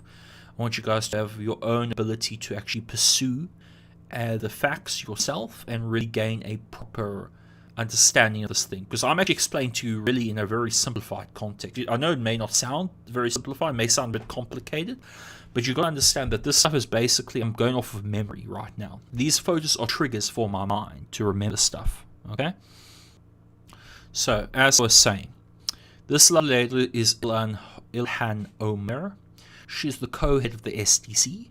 The SDC, or the Syrian Democratic Council, was established to essentially give a legislative body really to the ideology of democratic federalism, and that whole project that the SDF is implemented in the wake of ISIS, which was to change the society that ISIS and the Ba'ath regime had created, to reverse the bigotry, to make it a more tolerant and decentralized society. Wait a minute. Hold 1 second. I think I have more slides I've got to add.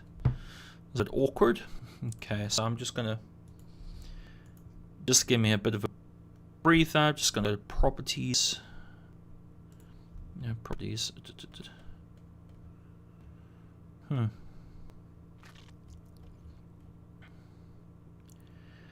Okay, so if I just remove. Okay, that's not good. Okay, just give me a bit of break. I'm just gonna delete this for slideshow, and I'm going to add a new source image slideshow, because I've kind of I've actually kind of realized that there's a limit to the slides, and I have more slides to show. So I'm going to add a new source. So give me a couple seconds. Just a bit of a break. You guys can take a bit of water if you want to. I have got water nearby me. I hope you are actually enjoying this presentation. I hope I'm making sense, because a lot of the time Oh no, that's automatic, just manual. Use. Okay. Done. I think.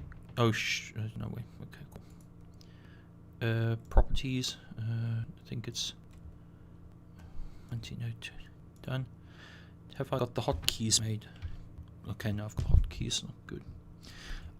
Sorry guys, I'm just getting my hotkeys rearranged, because since I've had to open up a completely new folder now, so apologies for that.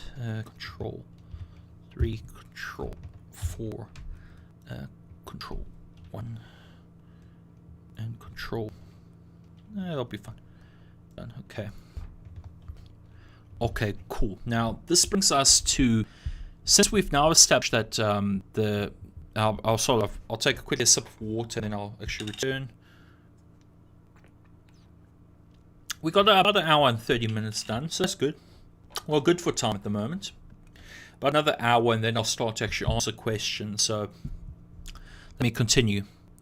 Now this all culminates in 2015. The SDC is established. It's established as a body to promote the ideology of democratic confederalism and to really promote this idea of multi-ethnic union. It's kind of this federal project, a confederal project that the SDF has been fighting for against ISIS, to really undo.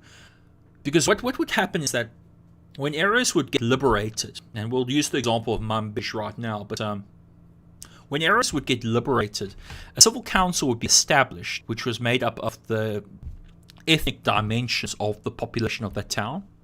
So if it's like it has an Arab and Kurdish population, you would likely have a Arab co-head and a sort of a female co-head as well, Kurdish female co-head, and it would work on that, as I said, that communal system.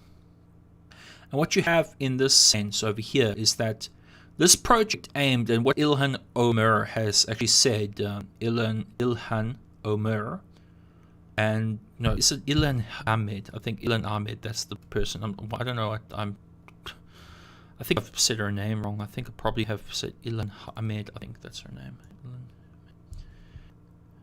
Ilhan Ahmed. Sorry about that, Azad Kurd. I've completely stuffed up on her name. I think I've got that American lady in my head, the Ilhan Omar woman.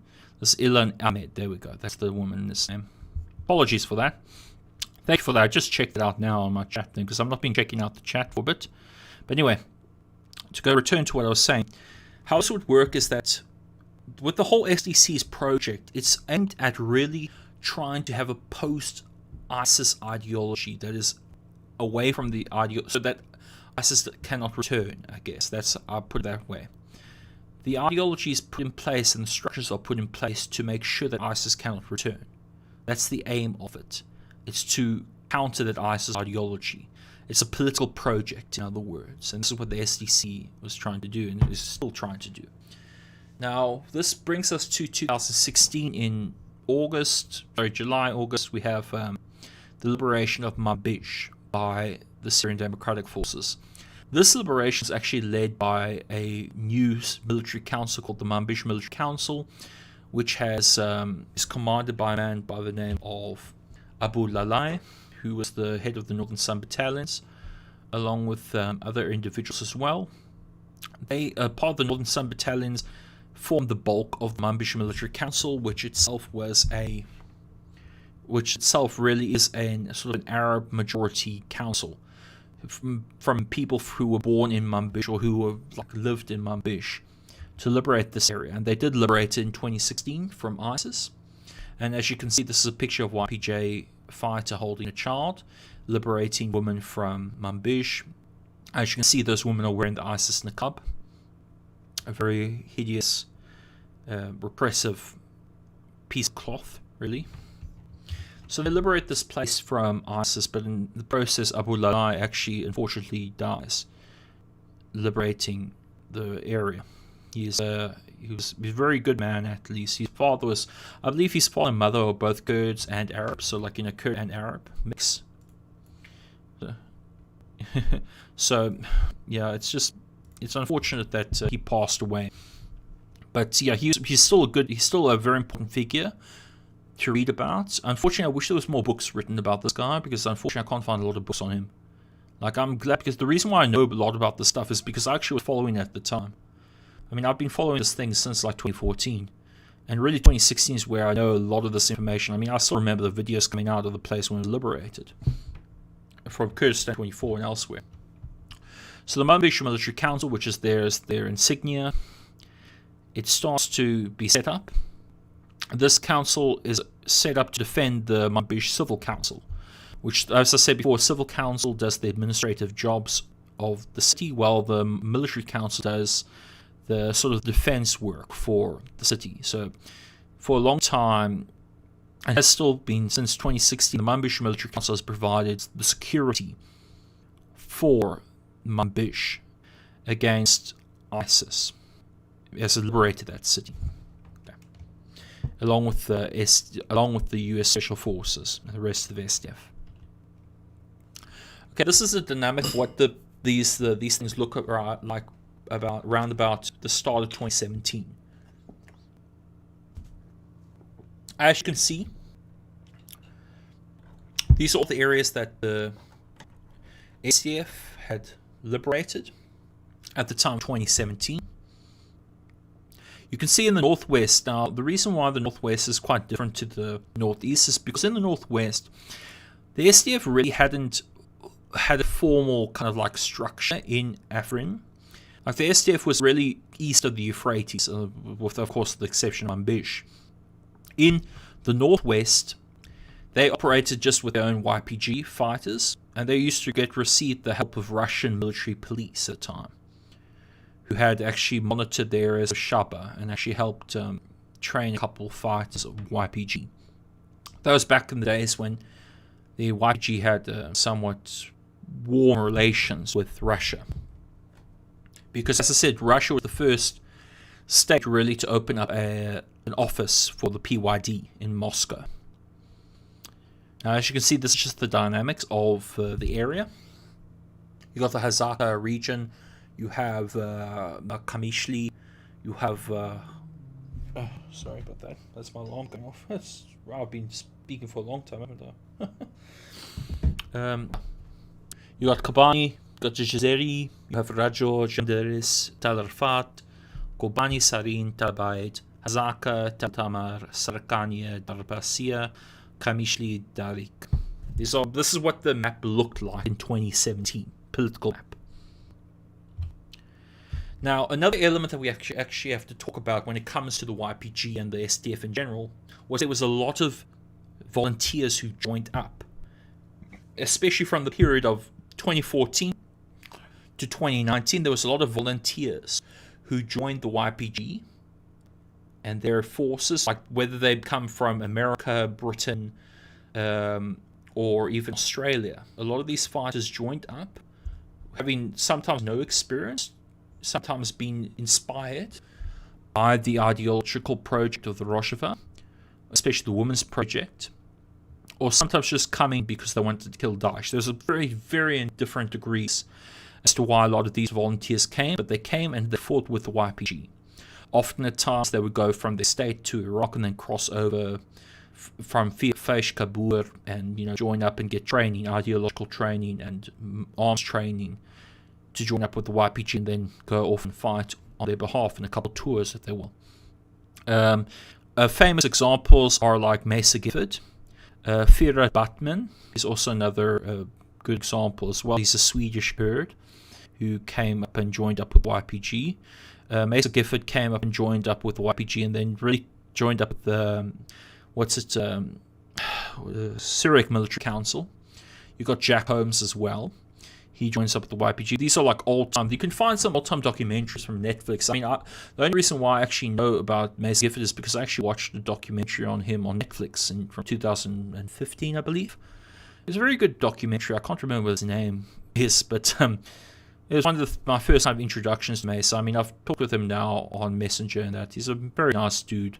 But you can see the various different ideologies that you have coming to fight against Daesh in the area. You have, of course, things like the IFB or the International Freedom Battalion, who are much more socialist-esque fighters who come join from TIPO and other left-wing organizations such as Antifa. They come and join the Syrian Democratic Forces, or the YPG. And the YPG doesn't really reject them because at the end of the day, well, actually, I shouldn't say reject them per se. It just doesn't really oppose them too much because at the end of the day, they're coming to fight Daesh and come help them at the end of the day. You have, of course, some fascists who, of course, were kicked out by the YPG, but it's not the whole. It's not a indicative of the whole. But a lot of these fighters, some of them gave their lives.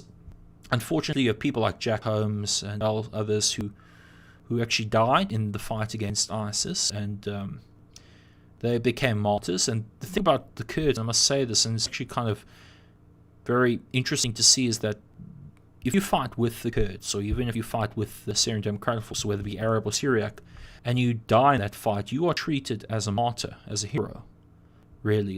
And that's something that it sometimes can be heartbreaking, sometimes seen really the death of anyone. The solidarity of these fighters with their fellow comrades is something that's admirable. It really is. Now, this is from Al Sanadin. There's a much clearer picture of their flag. It says over here, the SDF campaign is important to all people in the region. The object of this operation is to free the local people from the intimidation of the terrorists, and the operation shows the reputation of the Syrian Democratic Forces to the population as legitimate, well-prepared and disciplined forces, which have the will and ability to undermine terrorism and together build up a free and democratic society. Now, despite this being, of course, a piece of kind of propaganda-esque kind of stuff, it's still very relevant, because you have to understand that a lot of the times that the SDF are trying to do is that they are trying to liberate these areas from ISIS, but they're trying to sow the seeds for democratic society in their own homes. They're trying to build up a solidarity, because at the end of the day, you don't want, Kurds don't, especially the people I've heard, from people like Firat Batman, I'm probably saying his name wrong, and others, is that I've known that there's this kind of solidarity between Kurds, Arabs, Syriacs, because at the end of the day, if you fight with me, you're my brother, basically. You're my sister. And if you're fighting for the same project as I am, if you're fighting for the freedom of my people or their people, it's something admirable. It's something that you can find common ground on. That's why a lot of these groups essentially joined the SDF and fought with the SDF in that respect. Now, one of the commanders that we have to also acknowledge is a woman by the name of Rojava Felet, because Rojava Felet was the commander of for the SDF forces for Operation Wrath of Euphrates. She is the woman looking through binoculars, the one with the binoculars. She's Rojava Felet. She was head of the Wrath of Euphrates operations room, which is an operation room that happened from 2016 to 2017 with the liberation of Raqqa. So essentially the Raqqa campaign to liberate the area from Islamic State. She is one of the heroes of that conflict at the moment, because she helped lead the SDF to victory against the Islamic State, along with other people as well. And she's a very, she's one of the commanders that is admired heavily, and one of the commanders that I actually first came across as well. Especially from the man by the name of JoeyL.com's website. He's a photographer who's actually been to Rojava, Kurdistan, and Bashar, Kurdistan, and he's actually taken photos of the conflict. He was there in 2015, 2017, I think, as well. He's got documentaries all on these, the actual campaigns themselves, which I also try recommend as well in my description box when I put again all these sources together. Okay. So in 2017, in early 2017, especially May, I think 2017, Raqqa is liberated by the SDF. Because Raqqa, by the time since 2013, had been under the control of the Islamic State. And the Islamic State turned that city into a rat hole, really, during the fighting that happened between late November all the way to early May. Because you had the November campaign, there was 4 phases of Operation Wrath of Euphrates. The first phase, of course, being the external areas around the countryside. Second phase was taking Tabqa. Third phase was getting close to Raqqa, to, essentially surround the city. And then fourth phase itself was to actually take the city. And the US Special Forces helped, along with US artillery and US Air Force. They helped liberate the city. along with the SDF, of course, and the SDF did sort of like internal fighting. There's actually a famous clip of a Kurdish lady fighting in Kurdish YPJ fighter fighting in Raqqa, and she nearly gets hit by a sniper shot by her head, basically. And what happens is that, you know, she survives it. But I'll try to link that video as well. It's kind of an amusing video, but just shows you how, first of all, how lack of combat gear a lot of these fighters have, and just how much spirit they have. A lot of them did die for fight against ISIS. I'll tell you the numbers towards the end. But here again, we see this kind of this ability, a strong organized front, because you have to remember that the Americans actually were told at this time by the Turks, who themselves, as I told you, as I actually mentioned to you before, Turkey has designated the PKK as a terrorist organization, and how Turkey really operates is Turkey has also designated any extensions of the PKK as terrorist organizations. So the KCK is an extension of PKK, and because the KCK is designated as a terrorist organization by Turkey in that same mindset, you have the PYD, who is also designated as a terrorist organization, and then you have the YPG, who is designated as a terrorist organization. You have the SDF designated as a terrorist organization, because you have Turkey, who thinks everything is aligning with the PKK, basically. That's how the Turkish state mindset is. So it tried to lobby the US government to drop its support for the YPG, because at the end of the day, the US doesn't acknowledge the YPG as being an extension of the PKK, and neither do I, because as I mentioned before, it's a complex history, and you have to acknowledge these organizations as different, because they fundamentally have a different history, as I've told you right now, like between the PKK, PYD, and yeah, they have same common elements and same common features. And you know, as I told you before, the HPG has trained some of the YPG, but again, it's not like they're getting their orders from QandA, which is a big mistake that a lot of people, especially anti-SDF people, make about the region. So, put that into perspective, really, is that it's a complex web of things. And Turkey simplifies it and says that, okay, SDF is an extension of PKK, and the Americans are backing the SDF, and the Americans therefore backing the PKK. You know, that's kind of like the kind of the kind of frame reference we're working with here. Now, basically, we have, as I mentioned before, Turkey views the YPG and SDF as an extension of the PKK. So in 2016, when the Raqqa operation was about to start, they actually lobbied the American CENTCOM. They tried to lobby the American CENTCOM to essentially cut ties with the PKK, and cut ties with the YPG. And they tried to offer their own forces to take Raqqa, along with their Turkish Free Syrian Army, which is essentially a trained, disorganized unity of Free Syrian Army fighters who are Islamist aligned. And the Americans essentially rejected that proposal because, again, the Turks couldn't organize this force to actually take anything properly, and didn't want to work with the SDF that existed already. We'll talk about this a bit later, but anyway, Raqqa was turned into a rat hole, where you had different trenches and different holes and different, like, just webs with mines as well that littered the city of Raqqa. A lot of people died in the fight of the SDF to get Raqqa, but Raqqa eventually was liberated in 2017. And this is a picture, actually, of the liberation. We have her name is Ceyhan Ahmed. She's the spokesperson at the time for Wrath of Euphrates. Next to her is Roger Fellet. Okay. We have also other SDF leaders as well, and SDF fighters. Is very. Yeah, this is during the liberation of Raqqa. Okay, now we have to mention this man. You know, his name is President Recep Tayyip Erdogan. He is the president of Turkey. At the time in 2016, he had just had an attempted coup happen against his administration under the Justice and Development Party, or AKP. And that actually ended in essentially Erdogan gutting the military. And during the time, 2016, at the time, as I mentioned in the prior stream, Erdogan and the Turkish state were backing the Syrian national coalition and the FSA against the Assad regime.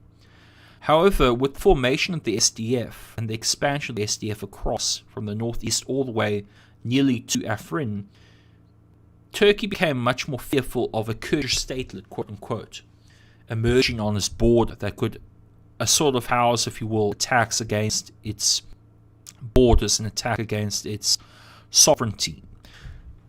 So, out of this fear, and also because this is a complicated history, I'll actually do another video on Turkey and the PKK separately to this. But for now, to keep a long story short, Turkey launched an operation called Operation Euphrates Shield in 2016, midway 2016, during the actual liberation of Manbij, to stop the SDF from pushing across into Afrin, to prevent the linking of the two cantons in Kobane and Afrin. So they went into the Jarablus pocket and created their own Azaz to Jarablus pocket in the area to prevent the linking up of the Kobane and Afrin cantons. As a result, what would happen is that Erdogan tried his best ever since like 2016 to try force the United States, actually bully the United States really, into cutting his support for the SDF. And Turkish foreign policy actually changed in 2016 as well. It changed from a regime change against Assad to containing the SDF and YPG, who were viewed as a security threat to Turkey.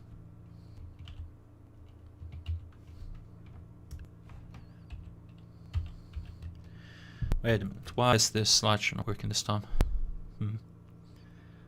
Bear with me one moment, I'm having technical difficulties again. Why is it always like it's stuck on the awkward little Erdogan just looking at me with this kind of like contempt, or not really, like looking at confusion as to why he's here on a conversation about the SDF.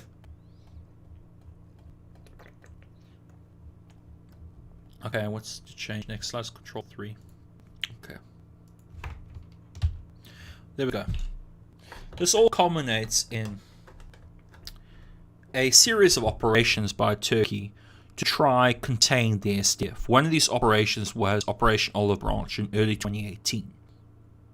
During this time period, the Turkish military, back in the Free Syrian Army, launched attacks into Afrin, displacing over 320,000 Kurds who were natives to that area, killing thousands of civilians, and displacing, as I said, over 300,000 people, and ethnically cleansing the area in order to make it more susceptible to Turkish control.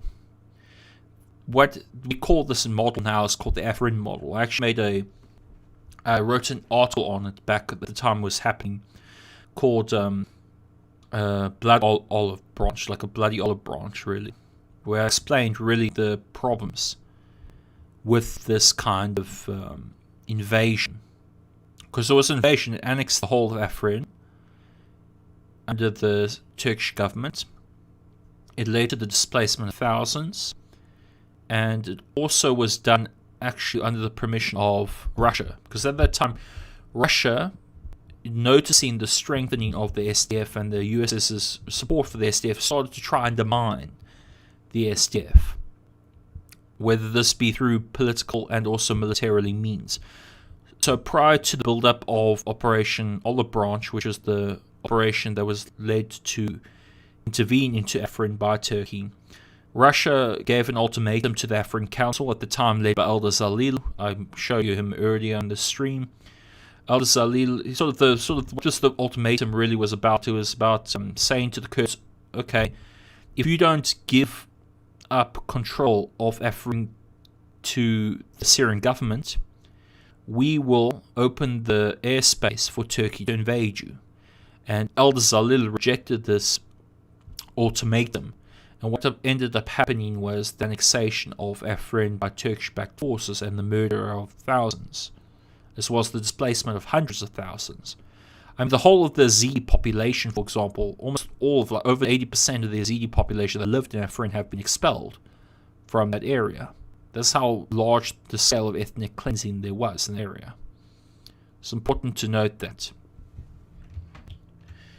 A couple of figures that we'll now look at are people that are important on the US side when it comes to just understand this dynamic between the US and the now Democratic Federation of Northern Syria, which is, or the DFNS as it's called at this time, back in 2017, 2018, actually 2018 official, 2017 still. This man's center with the white shirt, his name is Brett McGurk. He's the special envoy for the fight against the Islamic State, or the global coalition against ISIS.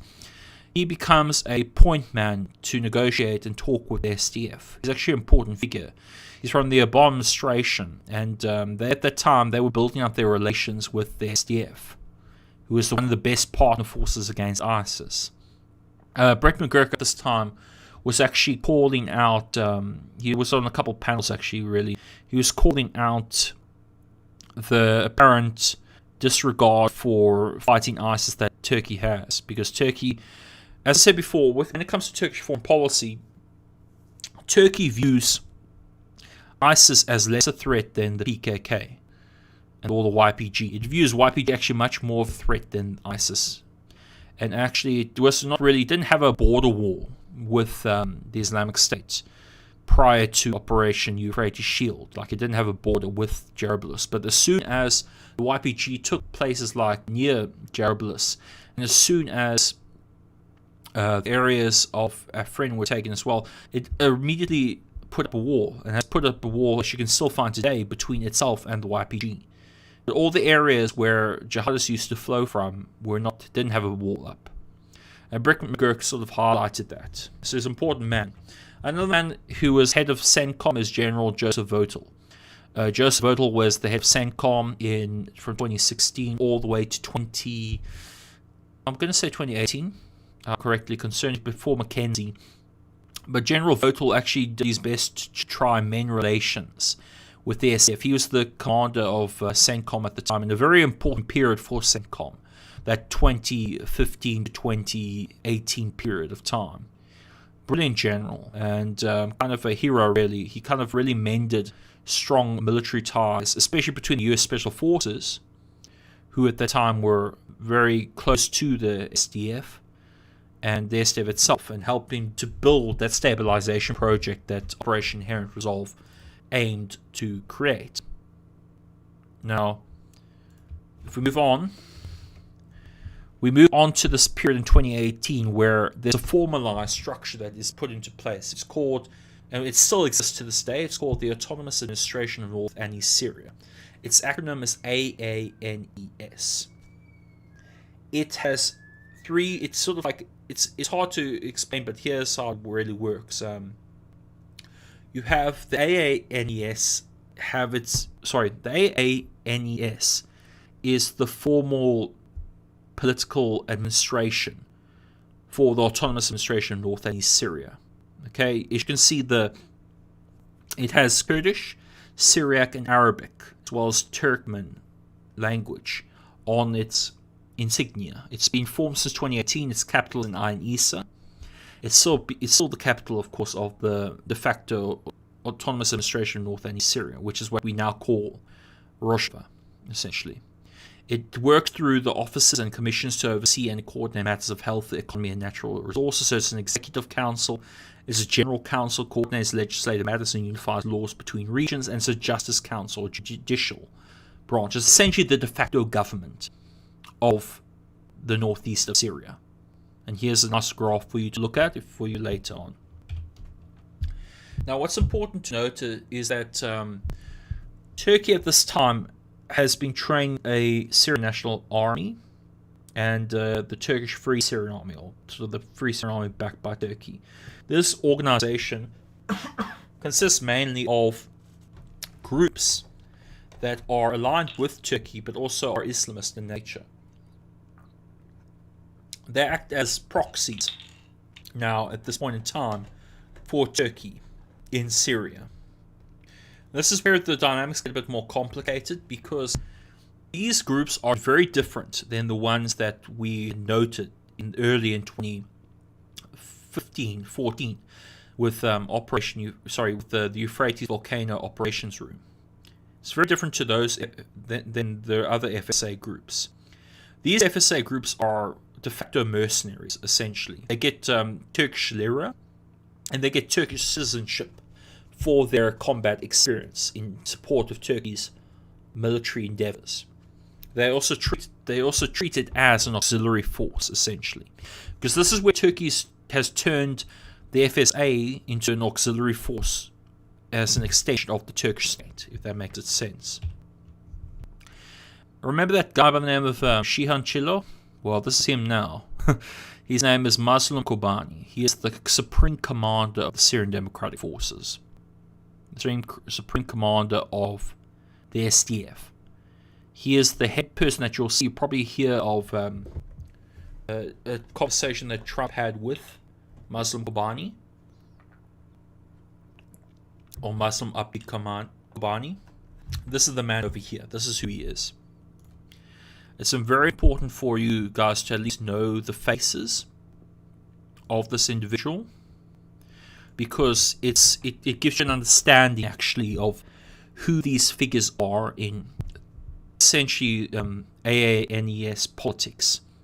So it's very important to know this guy, because he is the commander who has done the most work at this point in time to keep Rojava and the SDF alive, because in 2018, late 2018 actually, Trump announced that he was going to withdraw troops from Syria.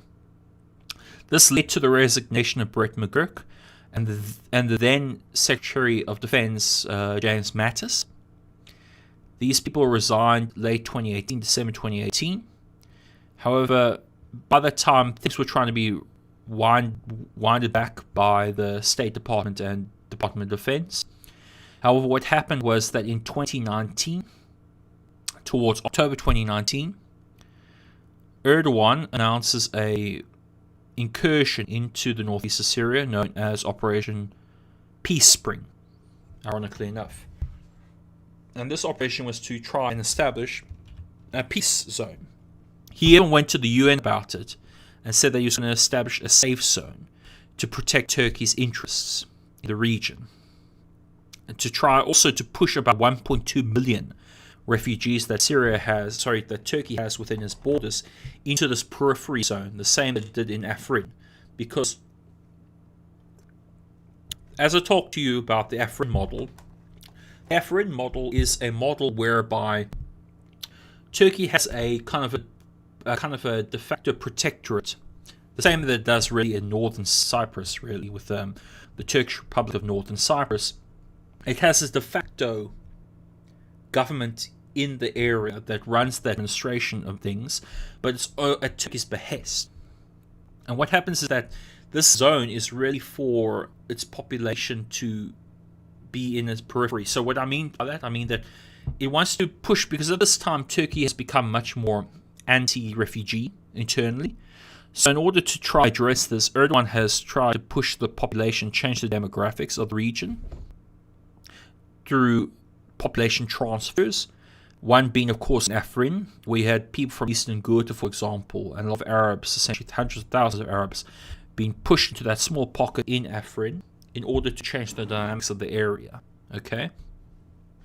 And what Erdogan did now with this is a proposal is to try to do the same and push 1.2 million refugees into the periphery safe zone for its interests. So what it does in late 2019, it does Operation Peace Spring. It invades Tel Rifat, Ras Alan, or Serkania, invades these areas, as you can see. That's sort of like the pocket area, invades those areas, and establishes a point of control. Now, Russia comes and mediates after Muslim Kobane sort of pressures both the US and Russia to try mediate and try to stop this invasion, because at the time, Trump does actually order withdrawal from Ras Alan and Serkania and Tel Rifat, and withdraws forces to Hazaka, to the oil region. I'll show you a picture of that later, in order to secure the oil there, because it just shows you that this. Because after the administration, really, Trump didn't try to continue.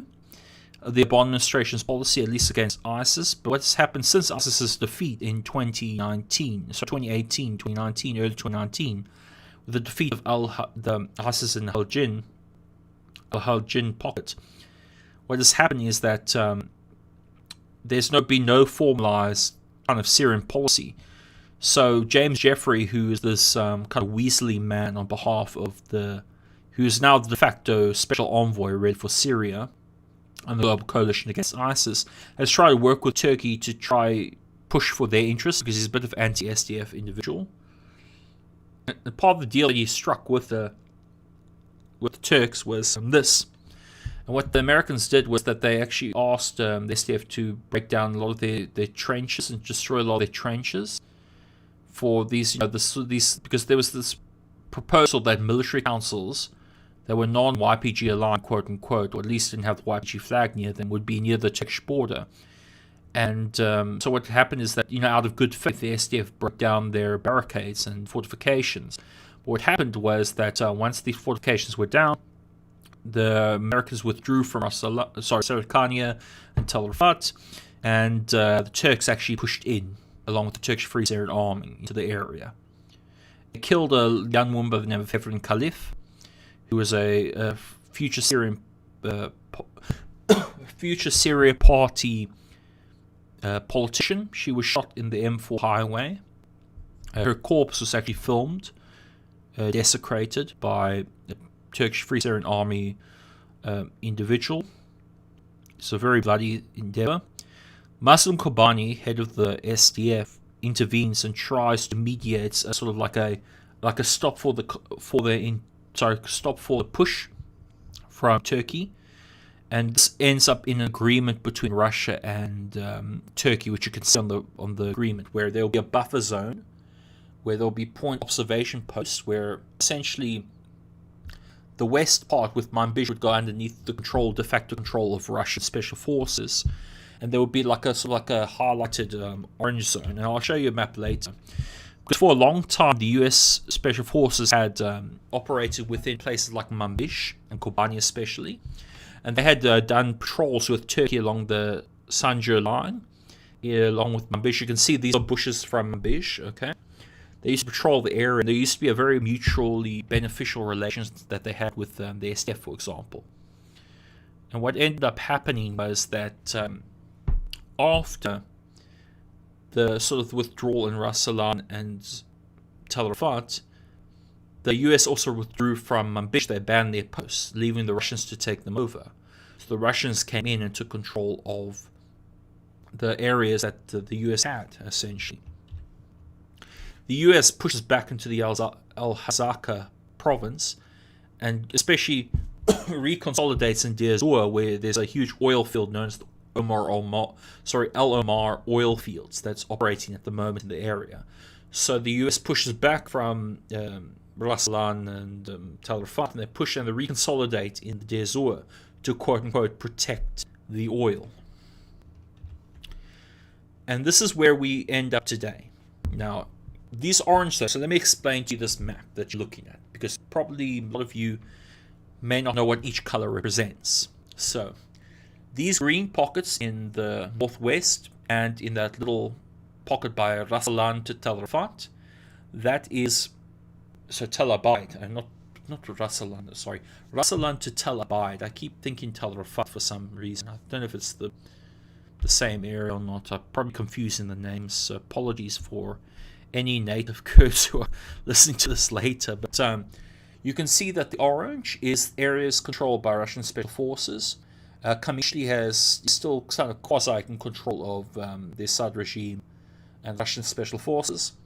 You have Manbij, which is under control of Russian special forces.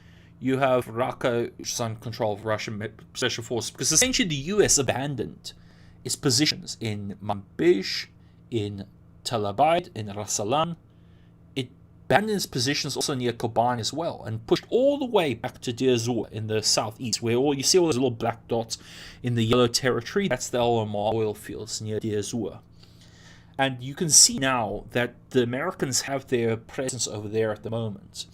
whereas the Russians have their forces that patrol along the M4 highway. The M4 highway, I don't know if you can see, I don't think it's visible on this map, but it's just by the border, really, of that little pocket that we call the Rasalan pocket that Turkey has controlled now. You have this weird precarious situation between the Russians and the Turks, where the Turks have joint patrols with Russians at Kobane and near Tel Tamer and elsewhere, as well as a little bit of Manbij. But the thing about it is that there's also American patrols in places like Tel Tamer and Raqqa, and it's now this weird situation, which I find amazing, really, that you have essentially Russian special forces, US special forces, Turkish special forces, and fucking regime, sorry, I don't want to be rude, but regime forces as well, that are all congregating together in this weird soup mix that is the northeast of Syria now. Now you may ask, okay, what's the future now for the region, really?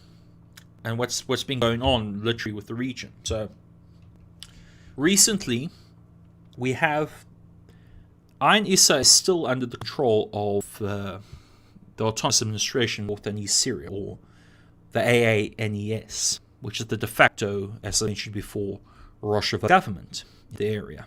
It's the government essentially for the northeast of Syria. It still has control of the areas that's still highlighted in the orange technically, but it's now in a very precarious situation because only there's Russian special forces who have kind of influence over those areas, but there's still the daily business of the SDF that are still in those areas. The SDF is still working with the Americans in the Hazaka province, in the Azua, against ISIS. Okay. But there's also still some form of patrols that are going on between Russia and Turkey, because Turkey still is calling for the expansion of its safe zone to Qamishli, especially, and the Russians don't want that. And the Russians at the moment are engaged with the Turks in Idlib at the moment, trying to negotiate a... oh, sorry about that, my throat. Still trying to negotiate with the Turks in Idlib over the ceasefire and the future of Syria now, because all sides are getting fatigued of this war and they're trying to now bring it to a halt. So in this process, we have had this weird combination that there's been peace talks, really, Kurdish peace talks, or at least Kurdish-sponsored peace talks. They have been really pushed by James Jeffrey and the American administration, and also have been pushed a little bit by the SDC as well, where you have this movement for Yakiti, which is a sort of in Kurdish Yakiti means unity. There's been this push between the PYD, the sort of Kurdish line factions, and the KNC to some degree. That has been brokered really by the US, which have been trying to regain that peace between the Kurdish National Council and the Democratic Union Party. So far there was this Yakiti, this PYNK, which is a sort of a new kind of Kurdish coalition of parties for the unity of Kurdistan and the sort of a Kurdish unity. And these parties are usually PYD aligned, although they aren't technically KNC aligned either. So this is sort of like an initiative that's been going on for unity between these factions in the northeast, so there could be some form of Kurdish unity, as I mentioned. We have the current heads at the moment are of the PYD, because as I said before, Salah Muslim and Aisha Abdullah used to be the co-heads of the PYD. That sort of changed with the introduction of Shahoz Hassan. Shahoz Hassan is the one in the glasses on the far left, that you can see with the bald head. And he's co-head with Aisha Hesso, and Aisha Hesso is the one next to him on the right. You can see, of course, Aisha Abdullah, and then, of course, Salah Muslim. They are currently, Shahoz Hassan is the current head of the PYD, and Aisha Hesso is also the co-head of the PYD. So they are the two current co-heads of PYD, and de facto leads the TEVDEM, essentially. Now, they operate at the moment, TEVDEM is still in existence, okay? The SDF is still in existence as well, so those lines have not changed too much. The Rojava project is still in existence. However, I've watched a talk by Elder Zalil, the person I told you about earlier, who has been talking about this on, actually, I think it's on one of the Rouhani networks, or the Rudao networks. I think it's Rouhani. Ronahi. And he was talking actually about Kurdish unity talks. And he was talking about the prospect of integrating Kurdish unity talks, if they're successful, with that of the current existence of Arab-Kurdish relations. Because it's very important, especially for the whole of the Northeast, that there be some form of Kurdish unity. We have all these Kurdish parties with differing ideologies that start to actually coexist with one another for the benefit of all, or Yakiti as we know it, over Firqa, which is division in Kurdish, I believe. And the coexistence of these organizations with things like the Arab-Kurdish relations. So at the moment, as I told you before about the current dynamics between Kurds and Arabs, because there's been this very, very interesting dynamic where we have Kurds and Arabs, especially in the Deir Zor province, coexisting. However, despite them having disagreements with the course of the project, because as I said before, you have a lot of, especially Kurds in the Arabs in the Deir Zor province, who are ISIS aligned or have ISIS sympathies, as well as sympathies for the Syrian regime. And then, of course, you have anti-Assad Deir Zor people also. It's very complicated dynamics, especially with the Arab forces. So there's been this kind of like this need for this multi-ethnic project, which has worked in areas within Rojava proper, because there's different areas, as I told you before. There's actually, I'll go to the slide where I'll show you okay, there we go. So if you can notice over here now, as I told you before, this blue zone is technically the periphery of Rojava. So these are what we call Arab lands. It's not really considered a part of Kurdish territory, because a lot of the time I've heard from my Kurdish friends and Kurdish critics of the Rojava project, essentially, that the blue area should have never been liberated by Kurds. And what you have now is the AANES has a lot of control over things that are larger than they wanted to initially control. You have the AANES, which is in control of areas that are non-Kurdish as well. And they've got to have these complicated relations with, the Arab tribes of the area. So that's where we are at the moment. There's this push for Kurdish unity that's been going on. There's been a push also by the SDC for unity for a sort of like a political settlement for AANES to exist in a post-Syrian war setting. There's also been this push for a continuation of the project while existing underneath the parameters of a post-Syrian state. Essentially, they're pushing for autonomy, the same kin as the KRG has in Iraq. So we're gonna see how this goes in the next couple of years to come. I don't know. My potential views on this is that I think that there will be still some tension. I don't think that the Assad regime is going to necessarily give over too much of its influence to Rojava. However, I do think that Kurdish unity talks can broker something positive, and I think it should be pursued. The likely scenario is that if the SDF can remain as a force, they can hold their own against the Assad regime. Like the Assad regime won't push too heavily against the SDF, because the SDF have over 100,000 forces, and it's very hard if you can see the fatigue from the Russian side.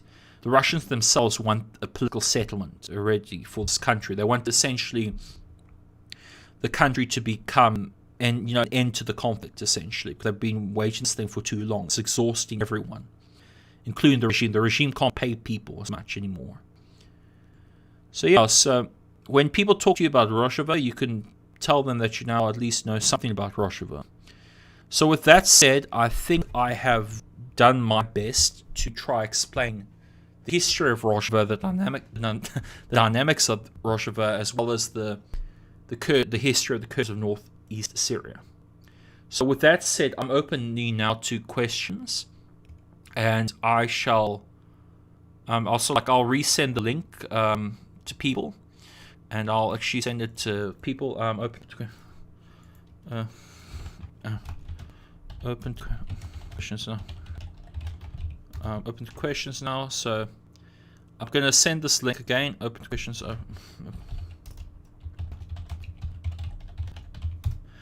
Okay, so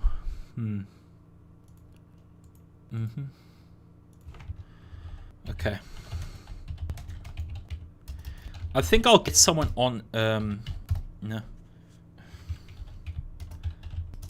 I think I'll get someone on now if anyone's still listening. Just I've got to sort of like try and make it work now. So I'm going to just try and link it up with friend moment. So give me some second. You can put your question down.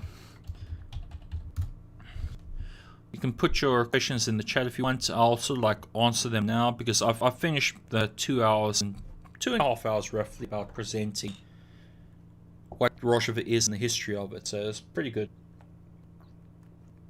At least try of doing it based on memory. So okay, I'm just going to see what questions there have been in the chat so far. So there's one by Anthony Roberto where he says, do you think if Timber Sycamore never happened, that the SDF would have more success and have more resources directed towards them? I think when it comes to Timber Sycamore, I do think that if Timber Sycamore wasn't a thing, I think probably there would still not be too much adjustment to the current state of the SDF. Because you have to remember that the SDF only were given really support because of their ability to fight ISIS. You'll see that the Pentagon won that competition between the CIA when it comes to which support for Timber Sycamore would go or not. And Timber Sycamore already kind of stopped in 2017. So all that support was redirected to the SDF. But again, it really depends on a long-term Syrian policy. Like it depends on a long-term... hold on a sec. It really depends on long-term Syrian policy that Trump administration has. And the Trump administration doesn't have a cohesive Syrian policy at the moment. It's fluctuating what it wants to do. It's letting really the Russians and the Turks handle it, which I think is a bad move. I'm hoping that the Trump administration will at least keep hold of the Northeast because their funding and their sponsoring really is what's keeping the SDF alive besides their own forces, because the SDF, you would rather have the Americans because they can give you actually a long-term solution than the Russians do. Because the Russians can give you quick solutions, they can't really give you long-term solutions. Okay, another question that I had gotten is, so another question says, it comes from Pez, and he asks, are Assad's forces still in the Rojava region, and will Turkey launch another incursion to Rojava in the near future?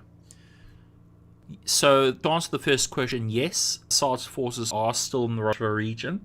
Assad's forces are currently in Qamishli. They're also in places like near Tal Tamr as well. They are minute forces. Oh, sorry.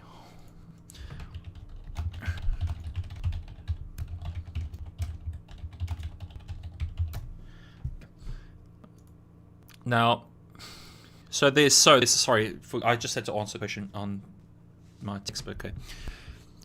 There are forces in Qamishli. Qamishli is still partly owned by the Assad regime. There's forces near Tel Tamr by the Assad regime. There's forces now near Manbij by the Assad regime. There's forces in Kobane by the Assad regime. So there are those forces there. Now, whether or not Turkey will launch another incursion does depend if Russia is going to give what Turkey asked for. And it depends on whether or not Turkey has the willpower to do so. I think maybe, potentially, there could be another incursion, but I'm hoping there is not. If there could be some brokering of negotiation between the different Kurdish polities, then I think that could be a good thing for Rojava in general. However, at the moment, there's still a lot of complicated dynamics to get through, and the whole COVID situation has put things on hold, as well as the fatigue by a lot of these entities in the Syrian conflict. So I do think that there could be a potential for some form of break to happen. So yeah, I'm gonna get a guest on actually now, if that's okay. So I'm just gonna extend the chat thing to the chat to limit of 2 users. Okay, cool. So I think now I'll get my friend Punjabi Atheist to come join. And this part of the stream is really now just to go answer questions and relate to the topic a bit, and sort of like to stretch out what has already been explained. So if you want to, I'll be later on referencing all the stuff that I've mentioned. I'll be putting in the description box. I'll try to be stamping areas of what I talk about, so that way, in case someone wants to come watch this later, they can, and there's time stamps for them to look at. I'll definitely do that. So yeah.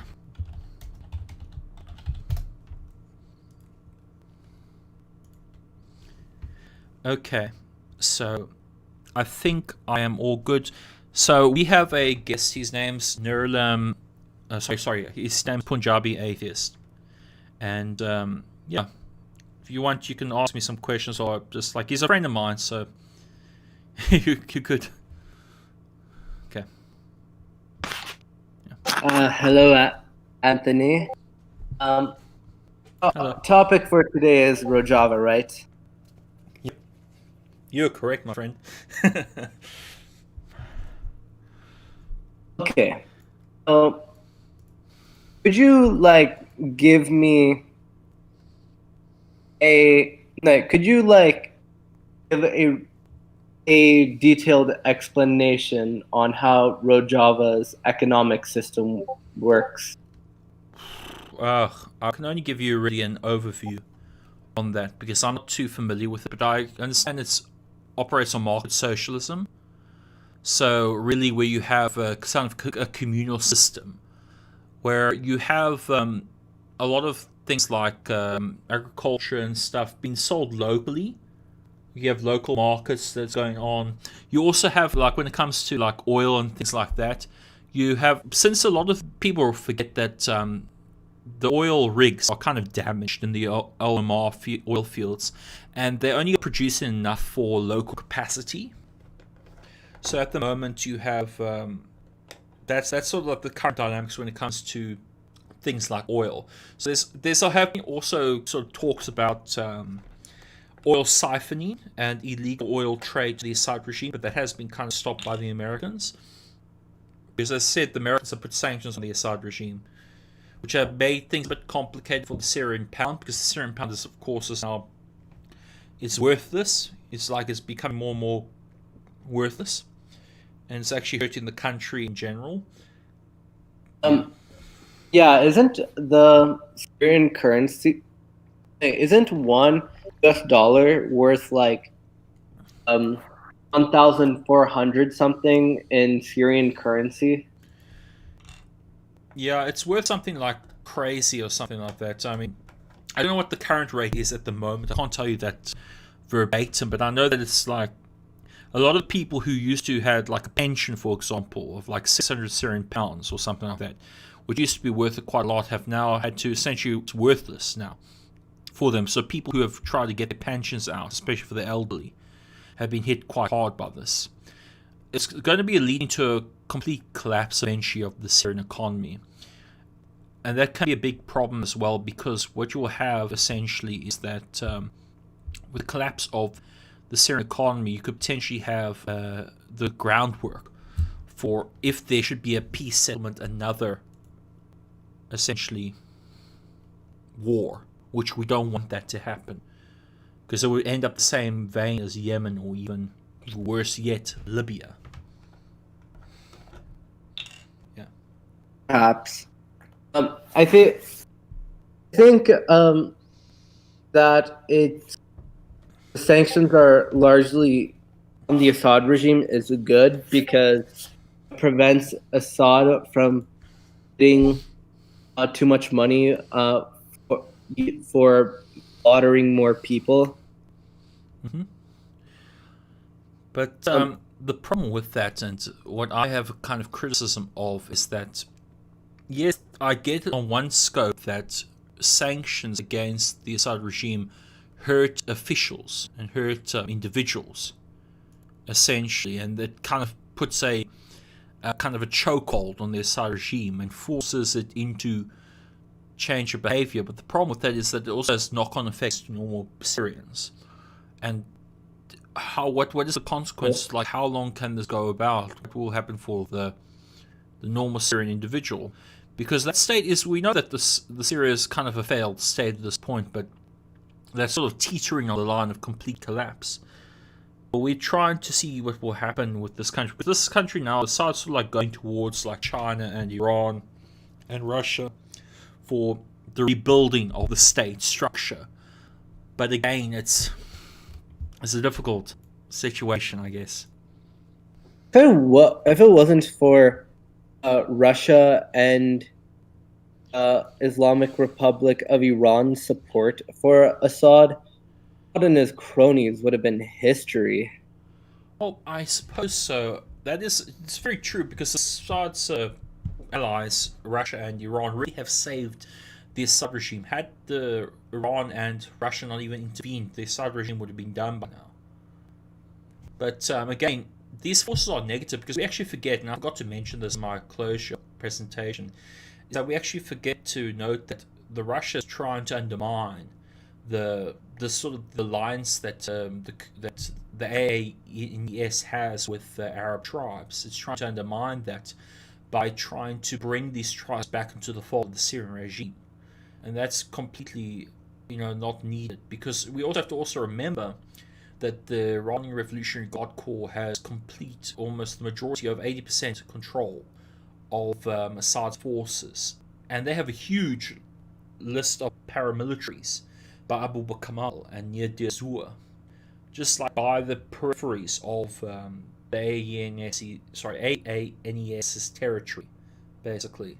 So these forces are negative on Rojava, and they're also negative on like any political settlement, because again, Russia is trying to, appease Turkey a bit, but also try to like undermine the AANES, while also at the time playing carrot and stick against it, to put in that vein. Yeah. Do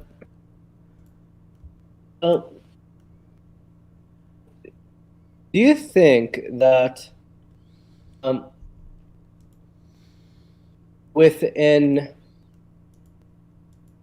how long do you think it will be before Assad's regime will eventually collapse?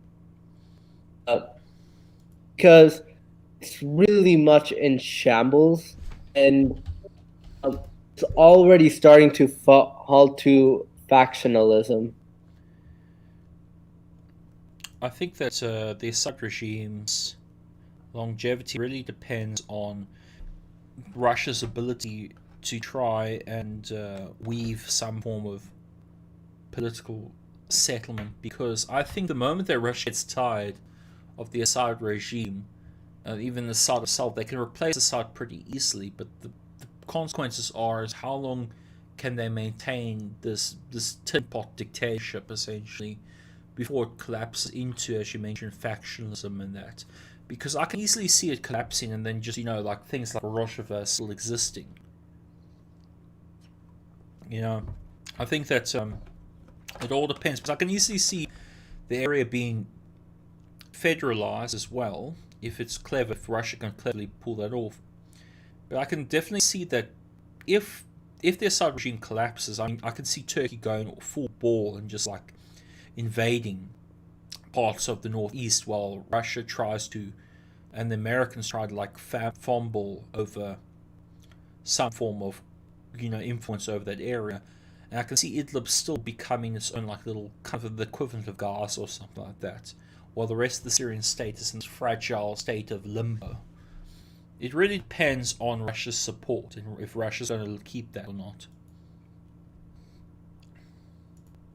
I talked to a friend of mine who is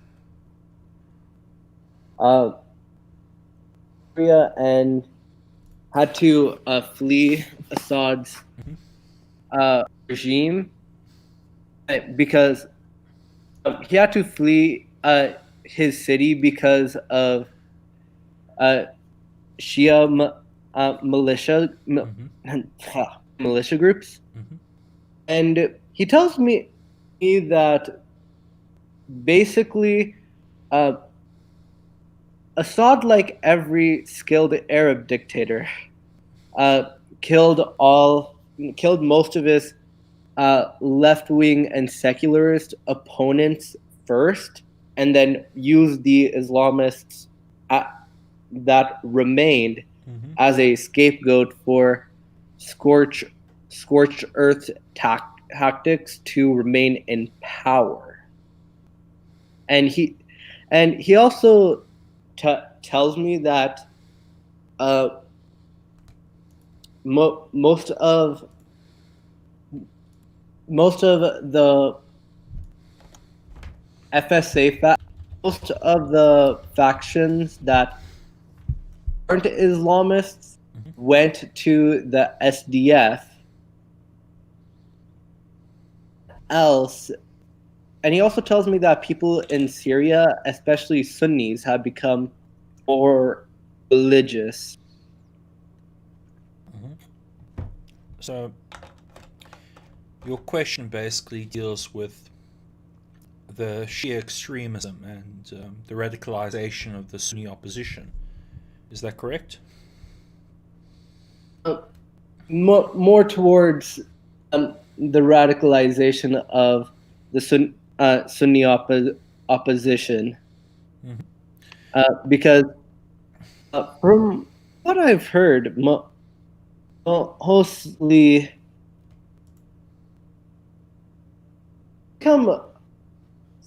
they've become people in Syria have become more religious, and I've even talked to someone who still lives under the Assad regime, and he tells me that Syrian society as a whole is very religious. Well, that does actually go into the whole notion of as I mentioned before at the beginning of the actual stream, that a part of the whole fabric that had been established by pan-Arab movements and even the Ba'ath regime was this notion that to be Syrian was to be Arab, and to be Arab was to be part of the Islamic nation, and that Syria itself is an Islamic part of this Islamic greater nation, essentially. So it goes back to the fabric of Syrian society and the model of Syrian society. Even the Hama massacre with the Muslim Brotherhood, you got to remember that a lot of the part of the northwest, especially, quite conservative. Essentially Sunni conservative. Also the northeast as well, with tribes I mentioned, like the Al Shama tribe, tribes in Deir Zur. This is a reason for example the rise of these fundamentalist groups. It's because mainly there's a sharing of ideologies there. There's a different way of doing things. Now, this doesn't go for the whole, but it has to be said that there is an undercurrent of extremism, or like at least not say, you could say conservatism in the society at large. And you do have Islamist undercurrent, especially in the northwest, with the Sunni conservative groups there as well.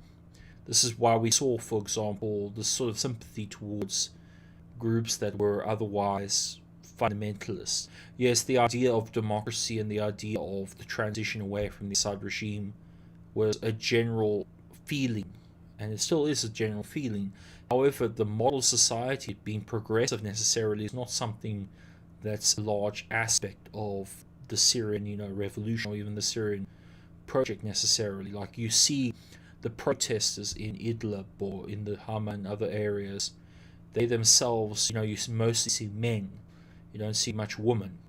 And the women that you do see usually have to either be in niqabs or in hijabs or anything like that. It's a very contrast to the northeast, and that's a lot of people don't really like. I remember that there was a statistic, I believe, around only about 52-53% of Kurds in the northeast actually support the PYD's project, for example. I think that's a statistic I read in Vladimir van Wildenberg's book on subject. And it shows you that there's still this undercurrent, even in Kurdish society, towards traditionalism. You still have people who want to support Kurdish nationalism, which itself is a conservative ideology, even though it generally has some kind of different formations. And that there's this notion that the whole society really leans towards conservative values. I mean, the PYD's project for democratic confederalism, especially the promotion of women's rights and genealogy, is a very radical undercurrent to the current order. It's a very radical project. It's something that has not been done before there. And that gives a lot of pushback, if you can imagine, in that kind of society. Okay. I have a question, though.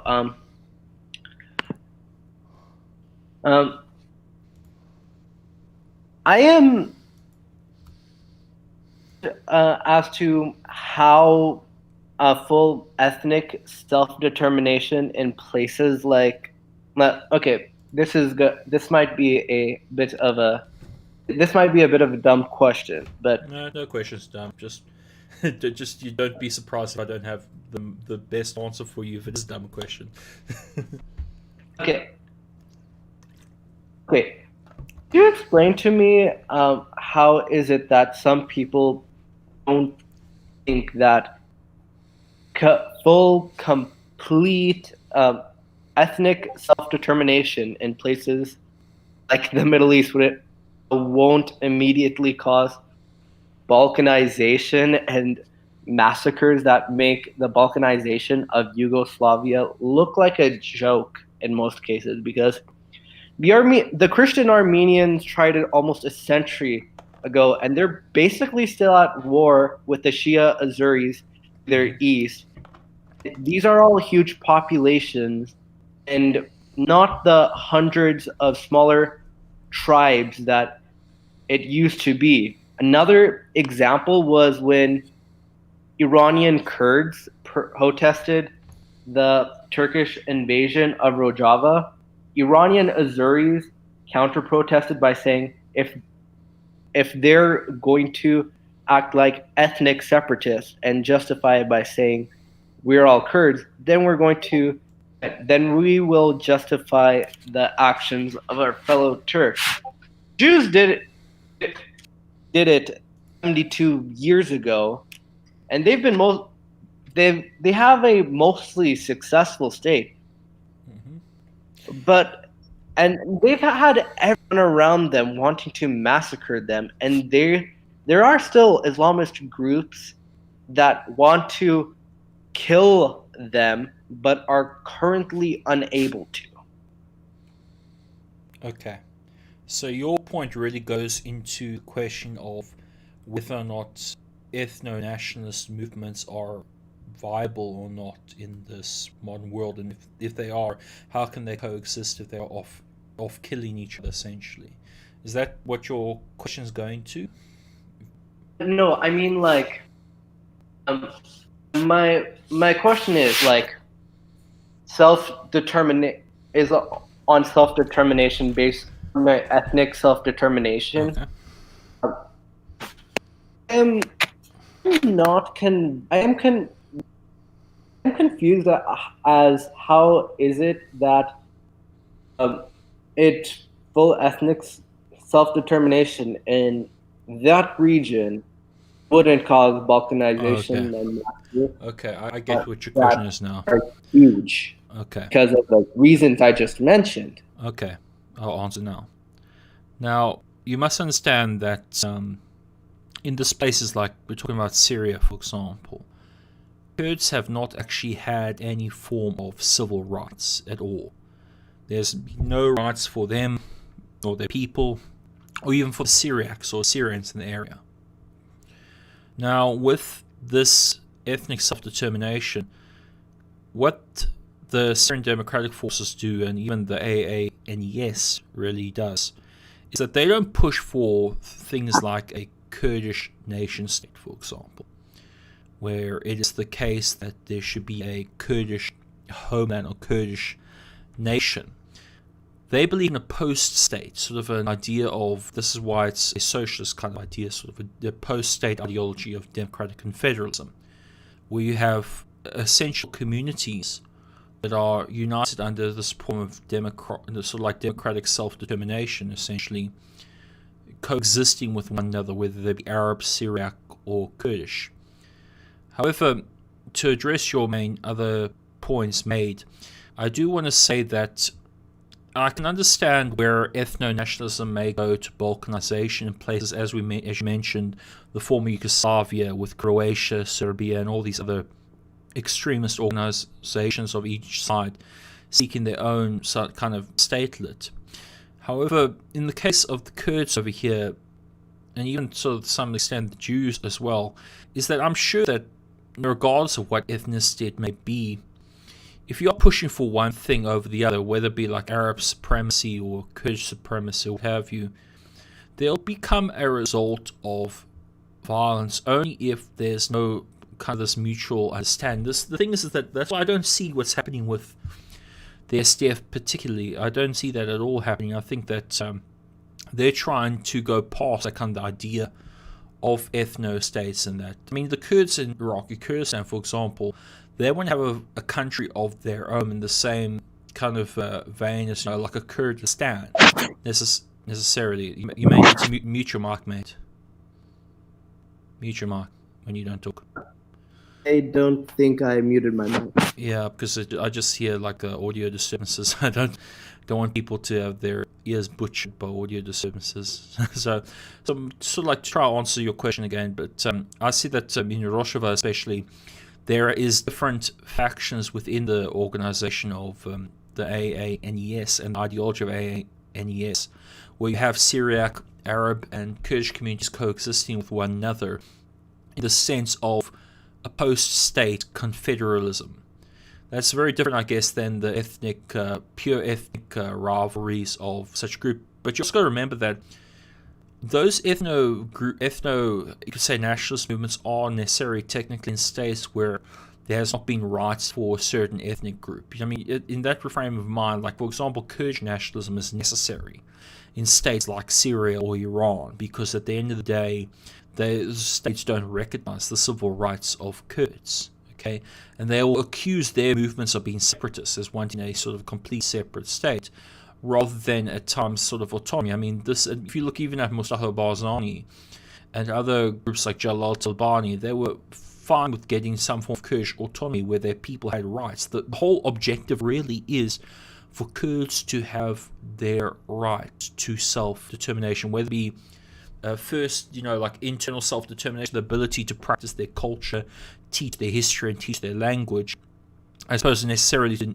external self-determination. And of course, there will be problems with smaller minorities like Assyrians. Like there's a counter movements, for example, with the Syrian nationalism that you can see as well, and even less extent with the Yazidi nationalism in other places such as Iraqi Kurdistan.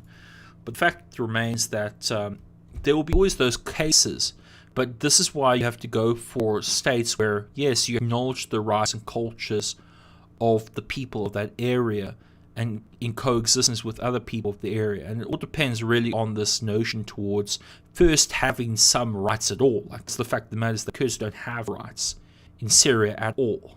So this whole project basically came out of that desire to get rights and be able to practice their religion. I mean, the Syrians, for example, and Yazidis are able to practice their religion now after being banned and persecuted by the Ba'athist regime, which they were not allowed to do.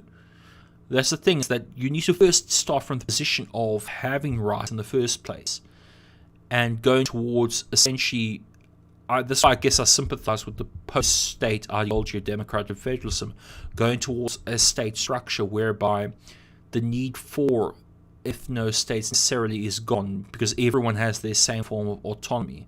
Now, I do understand, I do also support, I guess, Kurdish nationalists in their ability to want a sort of independent Kurdistan, because I do think that in a place like Iraq, a stable Kurdistan and a stable culture of Kurdistan is actually better than the Iraqi state at the moment, because it's just based on their culture and their identity that they have become better than, I guess, their Arab counterparts necessarily, despite, of course, the tribal affiliations.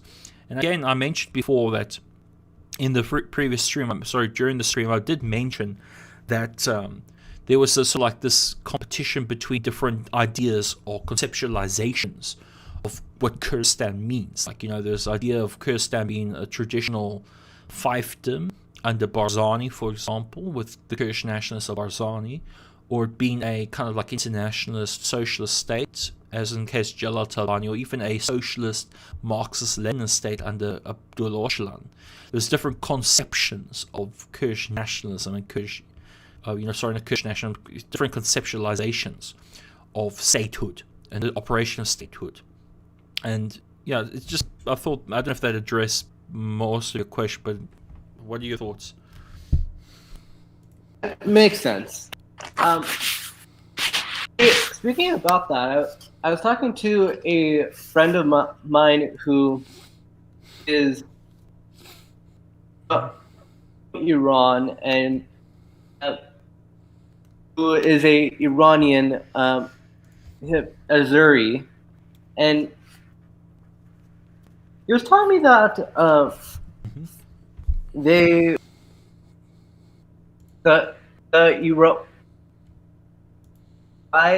prevents every cult group in Iran from practicing parts of their culture that they deem to be un-Islamic.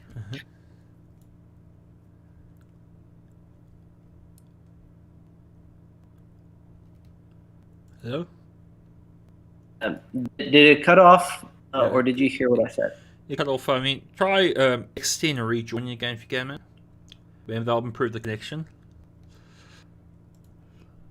Okay, I was talking to an Iranian friend of mine, and he was telling me that the IRI prevent basically everyone from practicing parts of their culture that they deem to be un-Islamic. Mm-hmm. And he also told me that the only place where Sharia doesn't apply is within the homes of religious minorities, but among everyone else, Sharia applies to their homes. Among the Muslims in Iran. Okay. How is this relevant, I guess, to the topic of Kurds, or in terms of northeast? No, okay. How do you think this? How would you advocate for Kurd? How exactly is treatment of Kurds different from that of other Iranians? Just asking. Okay. It's in that respect, it's quite different because there's a whole state apparatus, especially the IRGC, which have agents that kill coal-bearers and essentially have forces concentrated in the the western part of Iran, because predominantly a lot of PDKI, or the Kurdistan Democratic Party of Iran, and PKK, as well as Kamal as well, operate in that area against the Iranian state, and they know that fighters come from that area, so they have a huge stock of fighters. It's almost like the same that Turkey does. It has like a military curfew in the southeast. It's the same what they do in the western part of Iran. They keep those areas deliberately underdeveloped, deliberately militarized up, and they do so because they have also a desire to keep the Kurdish population completely sort of like stagnant. So because they fear that there will be an uprising in the same vein as in Iraq and as in Syria. Also, another point is that they also have assassinated Kurdish leaders as well, the PDKI. Okay, they've assassinated Dr. Ghassani and others as well. In Vienna, they have their own IRGC specifically targeting Kurds as well. And we have to also remember that most prisoners in Iran are Kurdish. They're Kurdish dissenters. So that's one element that we have to ignore. I don't know how it is for the Azeris or any other population of Iran, because I know there's also Arab population in Iran. I don't know about them, but I know that for the Iranian Kurds, there is kind of a, how can you say, the state security apparatus in place really that really targets the Kurds more so than, I would say, other technical groups, because the Kurds are the only one, at least to my knowledge, in Iran who actually have armed groups and are actually engaged in insurgent operations against the Iranian state. So from a security apparatus standpoint, it makes sense to muster troops and regiments and so on into the west side of Iran as opposed to other areas, because you know that likely place of insurgency will come from the west, because there's a history of that. Maybe if that answers your question. Yeah.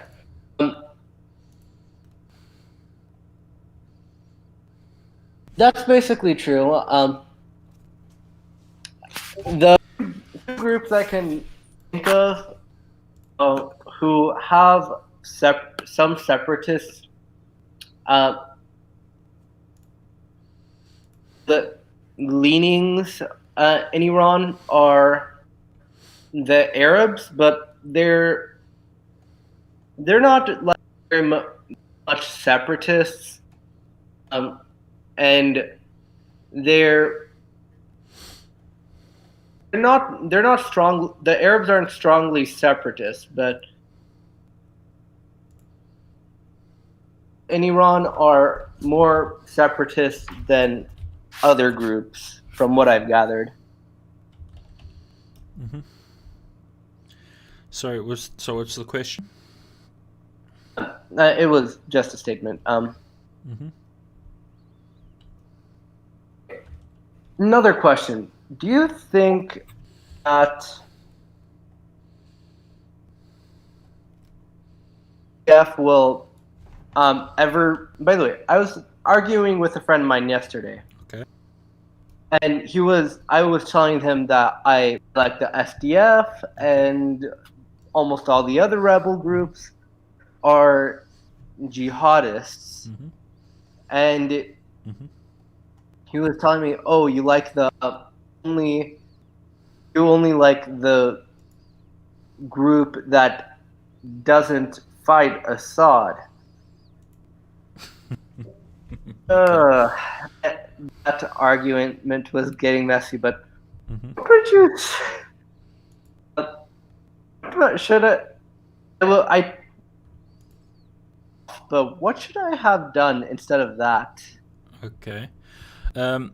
So to summarize your question, you really asked me basically, you had a friend who he himself sort of says that you support the SDF, who's the only group supposedly not fighting the Assad regime, and you sort of ask me how would you respond to that kind of line of argument. Is that correct?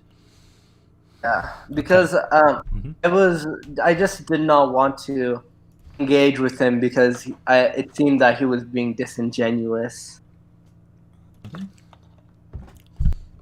Okay, so I would say that on that front, I can see where he's coming from, but just on the basis of facts, it's not true. The SDF actually the YPG I should say, has engaged in scuffles with the Assad regime, especially in Qamishli and in Raqqa. It's led into a couple of deaths as well. Part of the reason the Assad regime also was pulled out was because the YPG had essentially more arms than the Assad regime did at the time, at least in the cities. So they pulled out of just necessity that they didn't want to get into scuffles with these new forces. There's a tacit, I would say that yes, the YPG has worked with the SAA tacitly, I say in the same vein that they had in the relations with the PKK and the Syrian state in the old times. Like for example, in the siege of Aleppo, there's a district called Sheikh Maksud in Aleppo, and YPG fighters were essentially defending themselves against the onslaught of FSA individuals, and they sort of like kind of worked on their own thing with the SAA. But the thing about this, and this is what must be noted, it's not like the SAA and the YPG are sharing intelligence, or that they're planning things together. Basically, it's bullshit. That's wrong, completely wrong. That's not how the relations work. It's basically, okay, you guys, me and you have both the common enemy, okay? We both have a common enemy. That's an enemy. We both have a common enemy. So let's, both me and you, let's just kind of like ignore our hatred for one another at the moment. We've got bigger fish to fry. And it's sort of the attitude. That's what it is. I mean, people forget that the Iranians have tried to put drones. I mean, 200 PMCs of Wagner, along with SAA, tried to cross the deconfliction line in the Euphrates River, and they were completely killed by US Special Forces and SDF forces. So people forget about that as well. So I would say to him that it's completely wrong. They don't actually, it's not the fact of the matter is that the SDF chose, especially the Democratic Federation of Northern Syria, chose to actually try diversify. They tried to become a third wave. So like a third way in the conflict. They didn't want to get involved, officially in the conflict either way. But that doesn't mean that the Assad regime liked. I mean, the Assad regime, as I told you, the Assad regime hates the SDF. It considers the SDF terrorists and it wants to destroy the project. I mean, it goes at every point to try and demand the SDF, actually. I just want to answer a question, so I've sort of like summarized my answer. This question that's been given to me by Dirty Dancer. He says, is the Kurds' use of female fighters out of necessity or progressiveness? Okay, I just want to answer that, and then you can answer me some more questions, Punjabi atheist. But to answer that, it's not out of necessity, actually. It's a lot of people, there's a lot of criticisms, basically, that of Abdul Öcalan's ideology that say that, the sort of the women only have like a functional part, like they're only there for like propaganda, basically. That's not true. The female fighters are out of there because there's actually an ideological underpinning for the process of democratic confederalism, whereby you have this notion that women have the rights, that women should be a part of society, that women should be in charge of their own autonomy. So the reason why, for example, not all Kurdish groups, may I say, use female fighters, is only really the left-wing groups, really, and that's the PKK and SDF and like that, is because, by the way, you want to mute your microphone, Punjabi atheist, when you're not talking, just for future reference. But anyway, so the use of female fighters is, I would say, it's mostly a progressiveness, really, because they want to change society, and also a lot of women volunteer for things like the HXP, which is a conscription unit, as well as the YPJ. They volunteer to go fight. Like, people forget that the YPJ and YPG are volunteer forces. And back in the early days, the HXP, only the men were conscripted, and only for 2 years. If you were born, I think before 1989 to 1996 or something like that, you were conscripted for like 2 years. That's changed, of course, now. But women would join because the alternative would be to get married to some like randomo that their parents had aligned with. So what would happen is that they would have daughters basically running off and joining either the PKK or even the YPG, for that matter. They volunteer, like it's a volunteer service. Like it's not, no one's giving them a gunpoint, to go and go off and fight. It's they're doing it purely because they want to, and they choose to because they don't want to have an old life of tradition where they're married off to whoever and they're forced to have this like children or whatever you want to call it. It's a volunteer force. It's part of the ideology and the shift for a lot of young women to see their freedom through the YPJ. I mean, a lot of them sometimes become celibate, like they swear off of relationships and like that. Others go off and join the YPJ, then they go leave and they get married at times. Like there's been the type of YPG and YPJ fighters like leave and then they become married afterwards, essentially. But it's like it's a new society we're dealing with over here. It's a more ideological thing. Yeah, I mean, if you want to say a necessity, I mean, the thing is that there's more men than women in. I don't know if this is true or not, but there's been traditionally more men than women, and using women as sort of like a need to arm or fight, I can see in the more desperate times maybe, but really it's by and large the whole society, and this is what a lot of people like to say, oh, the YPJ are only there for propaganda reasons. I mean, no, they're not. Like, it's actually a part of the societal structure. As I said before, there's co-heads are women. There's actually 40% quota for women in governance, for example, in councils. There's an actual ideological drive to add women to the structure and reformulating of society. So, yeah, that's sort of to answer that question. Okay, so as for the other question from Progressive Atheist, do you think I answered that correctly in terms of, the Assad and YPG relations, or, the Assad regime forces and YPG relations?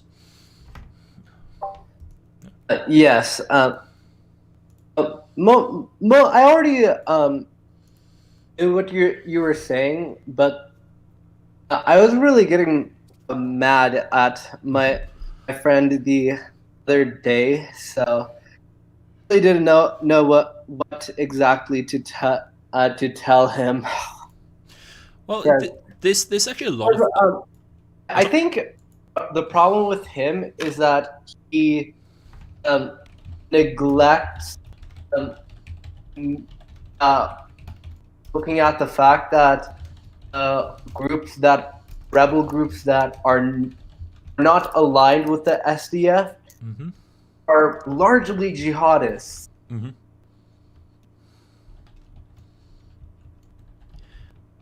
Are you there? Yeah. Sorry, it just keeps cutting out for some reason. So what was your question, if you don't mind me asking again? Just for the sake of our listeners who are listening.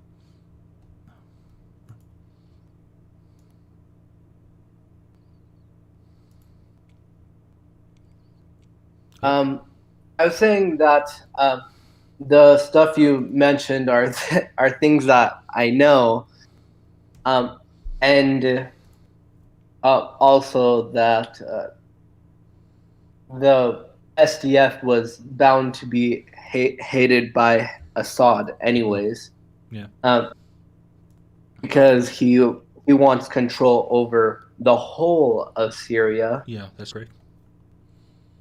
And the SDF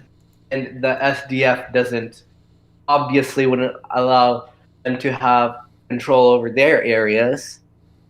I think my friend, Mm-hmm.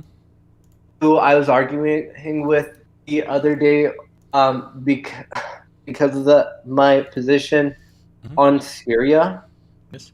you know that I hate Assad and I hate Islamists. Yeah. So,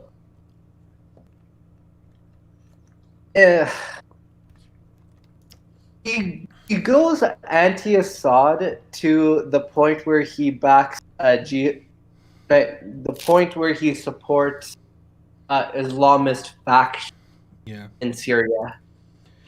I mean, that tends actually to be a common thing, really, that I see with a lot of mainstream opposition supporters, is that in their pursuit of anti-Assadism, basically, they're more likely to essentially back Islamist factions because they say, okay, we hate Assad completely and we want to get rid of him, any way of stretching the imagination, so we'll have to back these organizations and all these groups. However, in doing so, in many respects, they kind of lose their soul a bit. To put it that way, they lose their direction. Because, yes, I understand that the Assad regime needs to go. It does need to go. It's fundamentally been a cripple on society. I mean, I remember talking to a Kurdish friend of mine who was working in a hotel that I was staying in Erbil. And I remember him talking to me. He had to flee because of the Assad regime. He had to flee. He was a Kurd from, I think it was Kobane, Qamishli. He had to flee from that area due to the war. And he's now he works at the hotel there in Erbil. And he told me, he said that, the Assad regime has really stolen my future in Syria. And that cannot be ignored and should not be ignored. Yes. Yet I have other Syrian friends of mine who themselves have lived under the rule of the FSA in parts of Aleppo, where they had to drive from one part of Aleppo within Kobane all the way to the other part of Aleppo, basically, in order just to either do humanitarian work or whatever, where there was this kind of conservative notion, really. They don't like the jihadists either. Like the thing is that they are stuck between the jihadists and the Assadists. And then they've got the SDF. Like, there's a lot of people, a lot of my Kurdish friends who don't even like the PYD. They don't like the Democratic Confederalist project. That's the simple as that. They are Kurds themselves. They don't like it. As I told you before, it's like, in the statistic I said, I think only about 47% of people disagree with the Democratic Confederalist project of Kurds, at least according to Vladimir von Wildenberg's book. So that's a significant part and a significant number that cannot be ignored either. But here again, we have to remember that, you have to remember that this society over here, they don't want to rule Punjabi atheists. Please mute your mic when you're not speaking. I don't want to be rude, but just I keep asking. But you have these people from different aspects of society that just don't want to live under the Assad regime, but they don't want the jihadists either. And they're stuck between a rock and a hard place. I mean, part of the reason, for example, why Dara fell and quite fast was because people were fatigued with the war. They hate the war. They hate the jihadists. They hate the Assad regime. But hell, if they had to choose between the Assad regime and the jihadists, they would choose the Assad regime. Because they rather know the devil that they like. They would rather have the devil that they know than the devil that they don't. I mean, fundamental, whether one likes or not, that's sort of like the aspect of it. Now, I really wish that Assad would go to tribunal. I wish he would actually be prosecuted. I wish he would actually go the way of Saddam Hussein. I wish the state actually had a democratic transition. But the fact of the matter is that we don't live in those parameters. We live in reality. We have to deal with reality as it is. And part of the reason why I, for example, support the AANES, or the Autonomous Administration of Northeast Syria, is because I see their project as being legitimately a good project for the people of the region. You have more stability, more order, and more organization in the northeast Syria than you do in places like Idlib or even in Damascus. I mean, sure, I have Kurdish friends who go to Aleppo and out there, and they actually enjoy, their Assad regimes. Really, they enjoy the normalcy because at least they can get like accreditation for the degree or something like that. But again, it's if you don't like the Assad regime and you don't like the jihadists, then you would obviously go for the AANES. And it's not like a sports competition; it's just pragmatism. Not many people have money to immigrate from countries like Syria. They don't have enough money basically sometimes to immigrate from these places and actually leave and go out and try like make their living and try and make their existence. Some people don't have that. Some people have to deal with the realities, and they would rather deal with living, either under the devil that they know or under this new radical project. And they would rather go for their radical project because at least, hey, we don't know how long it's going to last, but there's something good happening here, really. Yeah. And I just want to quickly, before you speak, Punjabi atheists, a man by the name of Azad Kurd has said, in the beginning of the revolution, the Kurds participated in demonstrations against the regime, but when the bloodshed started, they didn't want to participate or be part of it. That's true. That is true. I've heard a lot of the same sentiment from many different Kurds I've spoken to. Is the moment the bloodshed started and you had all these different factions engaged in war, the average person said, hey, can we not do that? I mean, even Salam Islam and Aisha Abdullah, despite being, herself a freedom fighter in that, Salam Islam as well, being a sort of a humble man, they both sort of said to themselves, along with other PYD people and other TEVDEM people, they said to themselves, hey, we don't want to be a part of this war. We want peace for our people. And that's a noble pursuit. It's a noble endeavor. And I don't think anyone really can criticize in terms of that endeavor, because at the end of the day, the people want peace. We in the West, we kind of view sometimes conflict analysis as, as a sports game where, we support one side over another. And it's very easy to do so when you're comfortably behind your desk or behind your table. I mean, right now, I'm behind my table like that. But the thing is, I always keep in mind, always what I try to do when I do these streams like that is I try to do my part to inform people as to what's going on and try to offer, at least some form of support. And I've gone to the region of Raqqa, Kurdistan. I plan to go back there at the end of the year, hopefully with this COVID thing has gone away. But I try my best to do my part for, the Kurdish people as someone who's in a very privileged position. But I do think a lot of the time, a lot of Westerners view this thing as a sports game. Okay, I'm going to do this, and where it's very easy, to ignore the reality. It's very easy to say, I hate the Assad regime. Oh, you support the SDF, they're Assad. It's like, it's so easy. It's so easy to do that. really, it's so easy to do that without knowing a thing or two at all. And I reject that, really. Okay. Yeah. Yeah. You there, Punjabi atheist? I am still here, Anthony. Cool. As you're saying?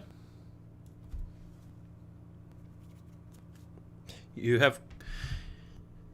Yeah, I don't know if you're breaking up or not. I'm not breaking right now. Earlier, I was weirdly on Discord. After about 20 minutes of talking, my connection often breaks up. Oh, no worries, man. It happens. We'll do this for 10 more minutes and then I'll end the stream. But so we can talk about things for 10 more minutes. But I've got another comment. So I think there's another comment by Anthony Roberto. He said that people on Twitter from the Erdogan cheerleading squad tend to imply only Arabs protested Bashar al Assad, while in fact everyone was against him in 2011, 2012. That's correct, man. That is absolutely correct. We forget that there were minorities that protested. It's not just Sunni Arabs, and this is what I do kind of deplore when it comes to just analysts on the subject. They always think that all of Syria is either Sunni or Shia, Alawite, or Arab or something like that. They don't acknowledge that there's Syriacs, there's Assyrians, there's Chaldeans, there's Circassians, there's Kurds. There's so much different minorities in the country that also protested against the Assad regime because, hey, they were victims of it. So this is what I hate as well, because these Erdogan cheerleading squad, as he calls, are the people who support Erdogan regime. They have become sort of like Assadists, like reverse Assadists. They become Erdoganists, if you will, if you want to put it in that terminology. Yeah. It's Twitter's like that. I mean, that's why I'm trying to do my best with doing these streams. A Dirty Dancer says, is there any states besides Israel that support Kurdish state? This is the thing with when it comes to that, unfortunately, because of geopolitics, is that you could say Cyprus, for example. I would say Cyprus supports, especially, I would say the Republic of Cyprus, by the way. Cyprus, and I think Greece to a lesser extent, even maybe Egypt, not Egypt too much, but they support the notion of a Kurdish state, but that's mostly for geopolitical reasons, because they want to be anti-Turkey, especially, because Turkey itself has been a bit more militaristic and expansionist. I mean, Israel itself does support the Kurds. I mean, the Kurds, for example, under Mossad Barzani of the KRG, they have relations with Jordan and a lot of neighboring nations as well, especially Saudi Arabia. The Saudi Arabians are supportive of a Kurdish state, but again, it's complicated because the Americans won't support such a state because they support a one Iraq policy, which would, if you support a Kurdish state and support a one Iraq policy, there's a contradiction in those terms. And that becomes a problem for people, especially when you're talking about trying like geopolitical like discussions on this point. So there's a geopolitical. This is the same way that this is the same way that that states like Israel don't acknowledge the Armenian genocide or something like that. It's done so out of political reasons. There's reasons for why states may not acknowledge genocides, or why states may not acknowledge the separatists of certain organizations or anything like that. It's done so for geopolitical reasons. And in the case of the Kurdish state, I think it's only really Israel, Saudi Arabia, Cyprus, and Greece that do support the Kurdish state. And that's pretty much it, I think. There's more other things are a bit more ambiguous. Yeah. I read a report earlier.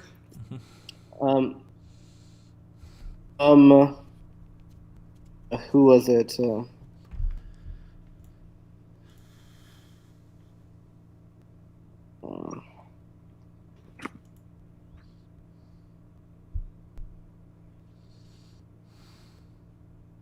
I read a report from Dr. Doctor? Let me see. Dr. Merdad Izadi, who I think is a Kurd. Yeah, he's half Kurdish, and he wrote a book called The Kurds, and also, and he wrote a report that that showed. What did it say? I'm trying to find it. No, take your time. It showed a demographic change in Syria. It showed that the Sunni Arab population is down.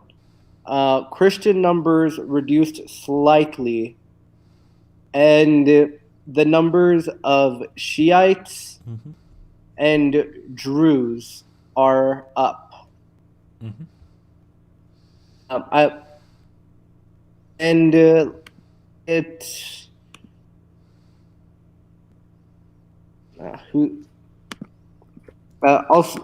that to you later. It shows what's the point of the questions you're trying to make, man? I'm not going to be.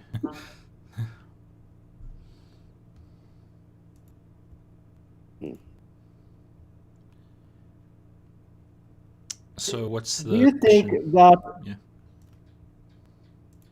Do you think that? How would you exactly explain this demographic change? What do you mean? Like, do you mean recently? Is it a recent demographic change or what? It's between end of 2010 to mid 2018. It says that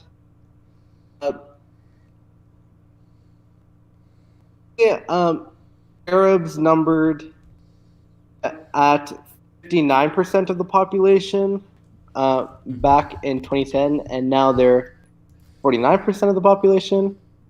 Alawites were formerly 11.8%. Now they're set more than 17%. And it says that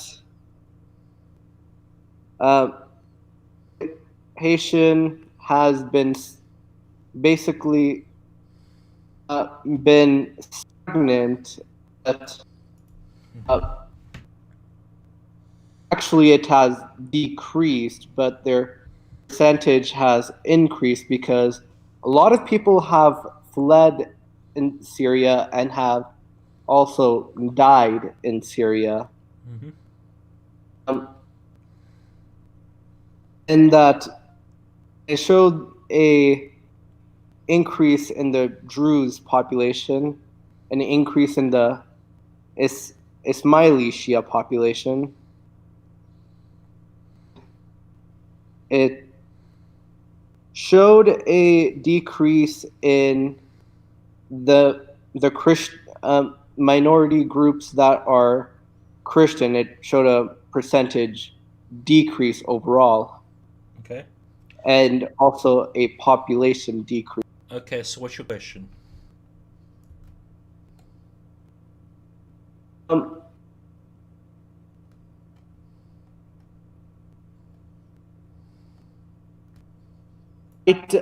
This plus the fact that the Assad regime currently has, I believe, 39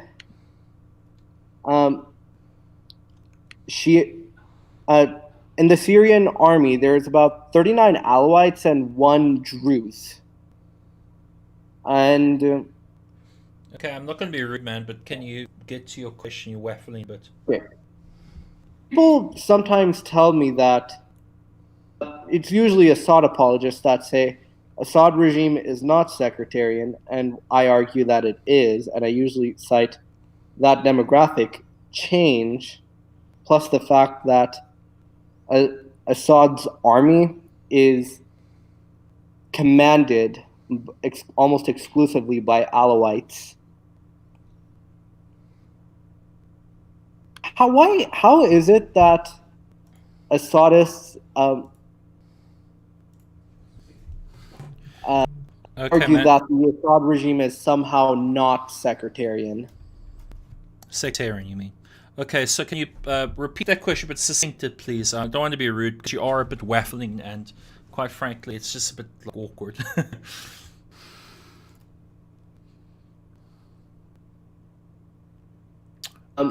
Did you say that you cut off right there? Okay. Let me answer your question. So if you ask me how I explain the sectarianism, I would say that you could say that essentially the Alawite class has been empowered mainly due to Iran, because Iran has been also filtering in its fighters and its class, basically.